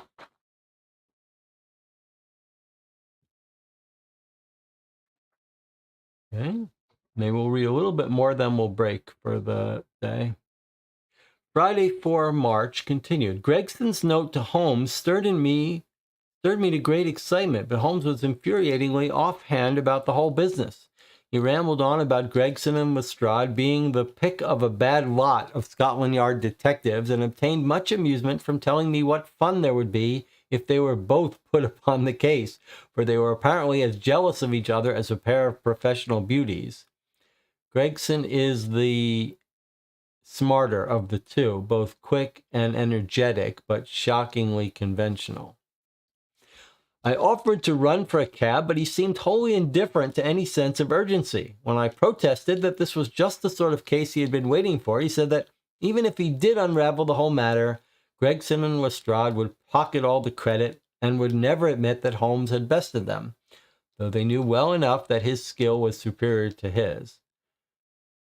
Let's see. I can be something enough at times. What does this say? That comes from being an unofficial personage. I guessed his diffidence was an act to impress me, for he suddenly changed his mind on the excuse that it would amuse him to beat them at their own games. He seized his overcoat, told me to come with him, and in a minute we were both in the hansom, headed for the Brixton Road. It was a morning just such as that described in the adventure story I was reading. A foggy, cloudy morning, and a dun-colored veil hung over the housetops, looking like the reflection of the mud-colored streets beneath. Holmes seemed not to have a thought for our business. It is a capital mistake to theorize before you have all the evidence. It biases the judgment. So I have paraphrased this comment by Holmes quite a lot on this channel because we don't take this advice. We like to theorize often, early and often, whereas Holmes' strategy is you don't theorize, you just collect data. And then when you got it all, then you make your conclusion. Okay, spry is what this... I can be spry enough at times, okay? That's the channel helping me. All right. So let's see. Holmes seemed not to have a thought for our business, but prattled on about Cremona fiddles and the difference between a Stradivarius and an Amadeus. I must admit that I was feeling pretty melancholy because I had thought to have left my share of violence behind me in Afghanistan, but Holmes was unperturbed until I pointed out that we must be near the house. The wretched fellow insisted we alight from the cab while we were still 100 yards away. Number 3, Lauriston Gardens, was one of 4 grim-looking houses which stood back from the street. 2 were occupied, but 2 were empty, and a number of to let cards were stuck on several of the windows on all 3 levels. There was a small garden in front of each house, with some sickly plants and a narrow pathway of clay and gravel, made sloppy by last night's rain. A 3-foot brick wall topped by wooden rails bounded each garden. A policeman was leaning against the wall, keeping at bay a prying crowd of loafers. Holmes maintained his affected air of nonchalance, gazed vacantly at the pavement, and sauntered along the grass beside the path, staring at the ground. He stopped twice, smiled, and uttered an exclamation of... He's changed it from self-satisfaction to satisfaction. Since there were a great many footsteps on the path, including those of the police, I could not see how he could hope to learn anything from this scrutiny. And then Holmes has written, my perceptive faculties enable me to see much that is hidden from you. Gregson greeted us warmly at the door. He was a tall, white-faced, flaxen-haired man with a notebook in his hand. Holmes at once upbraided him for allowing the police to walk all over the path, but Gregson quickly shifted the blame on to Lestrade, who was there as well. Holmes teased Gregson that with 2 such men on the ground, there would not be much for a third party to find out. Gregson took the remark at face value and said with pride that he had done all that could be done. He admitted it was a queer case and had known Holmes's taste for such things, which was why he had asked him along. Holmes asked if either man had come by cab. Gregson looked puzzled and said they had not. We then entered the house by a short passage, bare, planked, and dusty, and turned into a large square room, completely bare of furniture. The wallpaper was blotched in places with mildew and peeling to expose yellow plaster beneath. Opposite the door was a showy fireplace with a mantelpiece of imitation white marble. On one corner of this was stuck the stump of a red wax candle. Solitary window was so dirty that the light was hazy and uncertain, giving a dull gray tinge to everything, which was intensified by the thick layer of dust which coated the whole apartment. So he has noted here that it's imitation white marble, and here it seems the dining room, it was the dining room, the paper was vulgar and something. He's talking about the wallpaper. The body was lying stretched out and face upwards on the boards. It was that of a man in his early 40s, middle-sized, broad-shouldered, with tiny curly black hair and a short, stubbly beard. He was dressed in a heavy broadcloth frock coat and waistcoat, with light-colored trousers and immaculate collar and cuffs. A top hat, well brushed and trim, was placed upon the floor beside him. His hands were clenched and his arms thrown abroad, while his lower limbs were interlocked, as though his death struggle had been a grievous one. That's what I deal with all day, the dog barking. The neighbors don't care. They leave the dog out in the yard. They never play with it. It just barks all day. On his rigid face there stood an expression of horror, and, as it seemed to me, of hatred, such as I have never seen upon human features. This malignant and terrible contortion, combined with the low forehead, blunt nose, and prognathous jaw, gave the dead man a singularly simious and ape-like appearance, which was increased by his writhing, unnatural posture. I have seen death in many forms, but never has it appeared to me in a more fearsome aspect than in that dark, grimy apartment which looked out upon one of the main arteries of suburban London. Sounds like poison, right? Avoid sensationalism. Okay, Holmes pointed out the bloodstains around the body and asked if the detectives were sure there was no wound. Both were positive. Holmes then made much of stating that the blood came from someone else, possibly the murderer, which seemed pretty obvious. He examined the dead man swiftly, sniffed his lips, glanced at the soles of his patent leather boots, asked if he had been moved, and when told no more than necessary, advised Gregson to remove the body. He says, compare von Jansen, 1834, there is nothing new under the sun. It has all been done before. He was convinced there had been a woman in the house. As it was being raised, a ring tinkled down and rolled across the floor. Lestrade grabbed it and declared it to be a plain gold woman's wedding ring. Gregson exclaimed that this made matters even more complicated than they were before, but Holmes said it made things simpler. Both men stared at him blankly. He did not explain. He asked to see the contents of the dead man's pockets. Gregson showed him a litter of objects on the stairs and handed him a list of items. Okay, so I know that the ring is here, which is quite remarkable for them to go to the trouble of putting a ring in here. Look at this. Plain gold ring. It's a metal ring. An actual metal ring. No inscription. But a ring. Pretty crazy to think that this ring came from the 1800s, was put in a book in 1983, which was bought by someone and then bought used by me, and here it is 2024.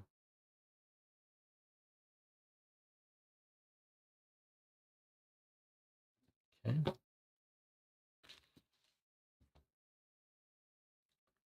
And here's the note. He was convinced there had been a woman in the house.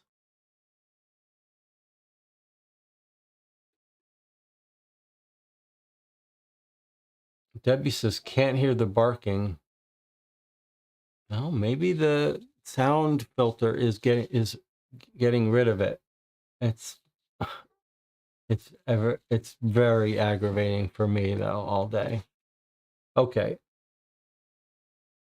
Gregson showed him a litter of objects. He wanted to know what was in his pockets.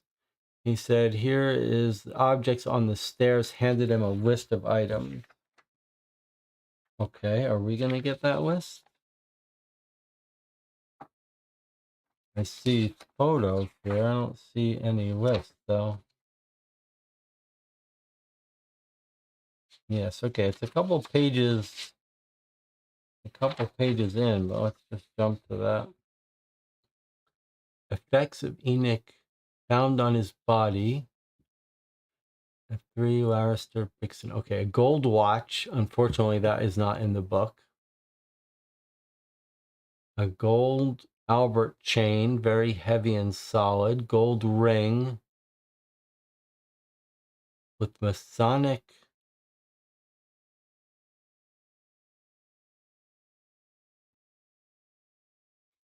What Masonic thing? I don't see anything on it. Let's see. Gold ring with Masonic device. Gold something with a cloak's head. With something eyes. Russian leather card case with cards from Eunuch Weber of Cleveland. Eunuch Dreber of Cleveland. That's the card we have. Linen handkerchief marked with EJW. EJD. That's a D, not a W. Okay. So they write the D's a little weird, but that's his handkerchief. Loose money, £7, 13 pence, I guess. Pocket edition of the Dearborn Bracassius, published by Charto and Widows, London, 1874, with the name of Joseph Stangerson or something on the flyleaf. 2 letters addressed to E.J. Dreber and Joseph Stangrian, or whatever that is. Okay, so who is this Joseph person? Both marked to be left at the American Exchange Strand till called for, both from the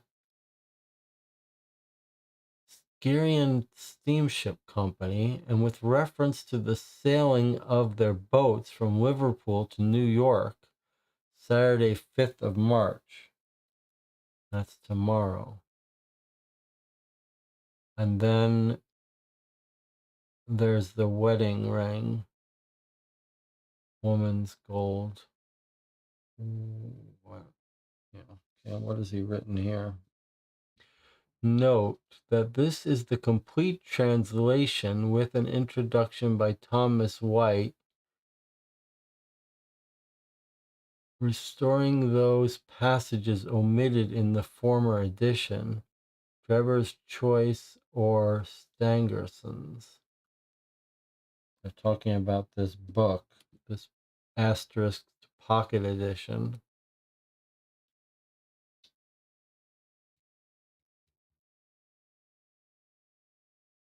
Okay. Let's see. Particulars of occurrence by Constable Rance. Case referred to Gregson and Lestrade. And this is the police report, I guess. All right. Well, I think this is probably a good place to stop. We're checking out the scene of the crime.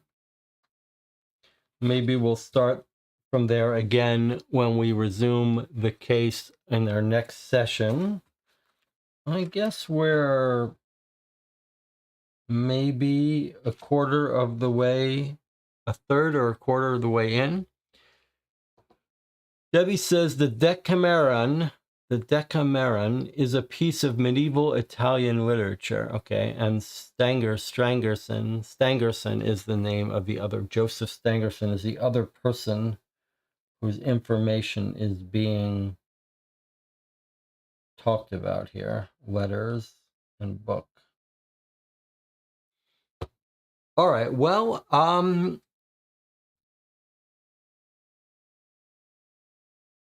I mean, it's compelling. It's very exciting to sort of feel like we're discovering the real life, the diary about the meeting of Sherlock Holmes when they first met. So to the extent that I'm buying into this, and it feels real to me, it's sort of exciting to be hearing about Sherlock Holmes as if he was a real person in history. And it does kind of feel like my brain is fooling me into thinking we found these real original documents from the 1800s, which is pretty exciting. All right, but we are going to have to decide in the next couple of days whether we want to continue this next weekend, next Sunday, play the next session of it. If we want to go through the whole book, it'll probably take us another 2 or 3 sessions of about 2 hours each. Let me know in the comments or on the Discord channel or in the Board Game Geek Guild for this channel whether you'd like to continue doing this next Sunday. If everyone says no, we'd rather play something else, then maybe we'll finish reading through this over the week and then do something else on Sunday. But if the group is okay continuing, I guess I'd be inclined to continue. Then we'll meet again next Sunday for another session and read more about the scene and the body and try to unravel the mystery. Does anyone have any initial thoughts? Debbie says, it's great and really well done. I love the original stuff, though in my opinion, the new diary entries don't quite fit with the old ones. Taken from the game text, I definitely like to see more book text. I definitely like to see more.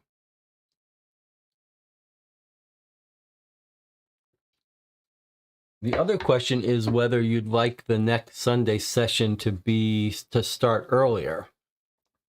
Let me see if I can bring up let me see if this works. Can you hear me? Yeah, you can hear me and see the world clock. So let's see, what time is it where everyone is? It's 5:26 p.m. my time here, Central Standard Time in Champaign. Debbie is in London, 11:26 p.m., almost time for sleep. Rob is in Stockholm, 12:26 a.m., overdue for Rob to be getting some sleep. A reminder that if you're a regular viewer of a regular person who joins our live streams, please message me, tell me what city you're in, and I'll add it in. This was Rob, do you remember the author of this basic time clock map? So I was looking for something like this. I think it was Paul something, wrote some JavaScript, a React app for creating this basic map. And my idea was to put these little call outs for the different cities in here. And so Rob and Water helped write a little bit of code, and then I added in a whole bunch of code to do these nice call outs and put the cities and times and make the little twinkling animations and stuff. So a little bit of a group effort, but I'll keep showing this regularly, and we'll just add more names and cities.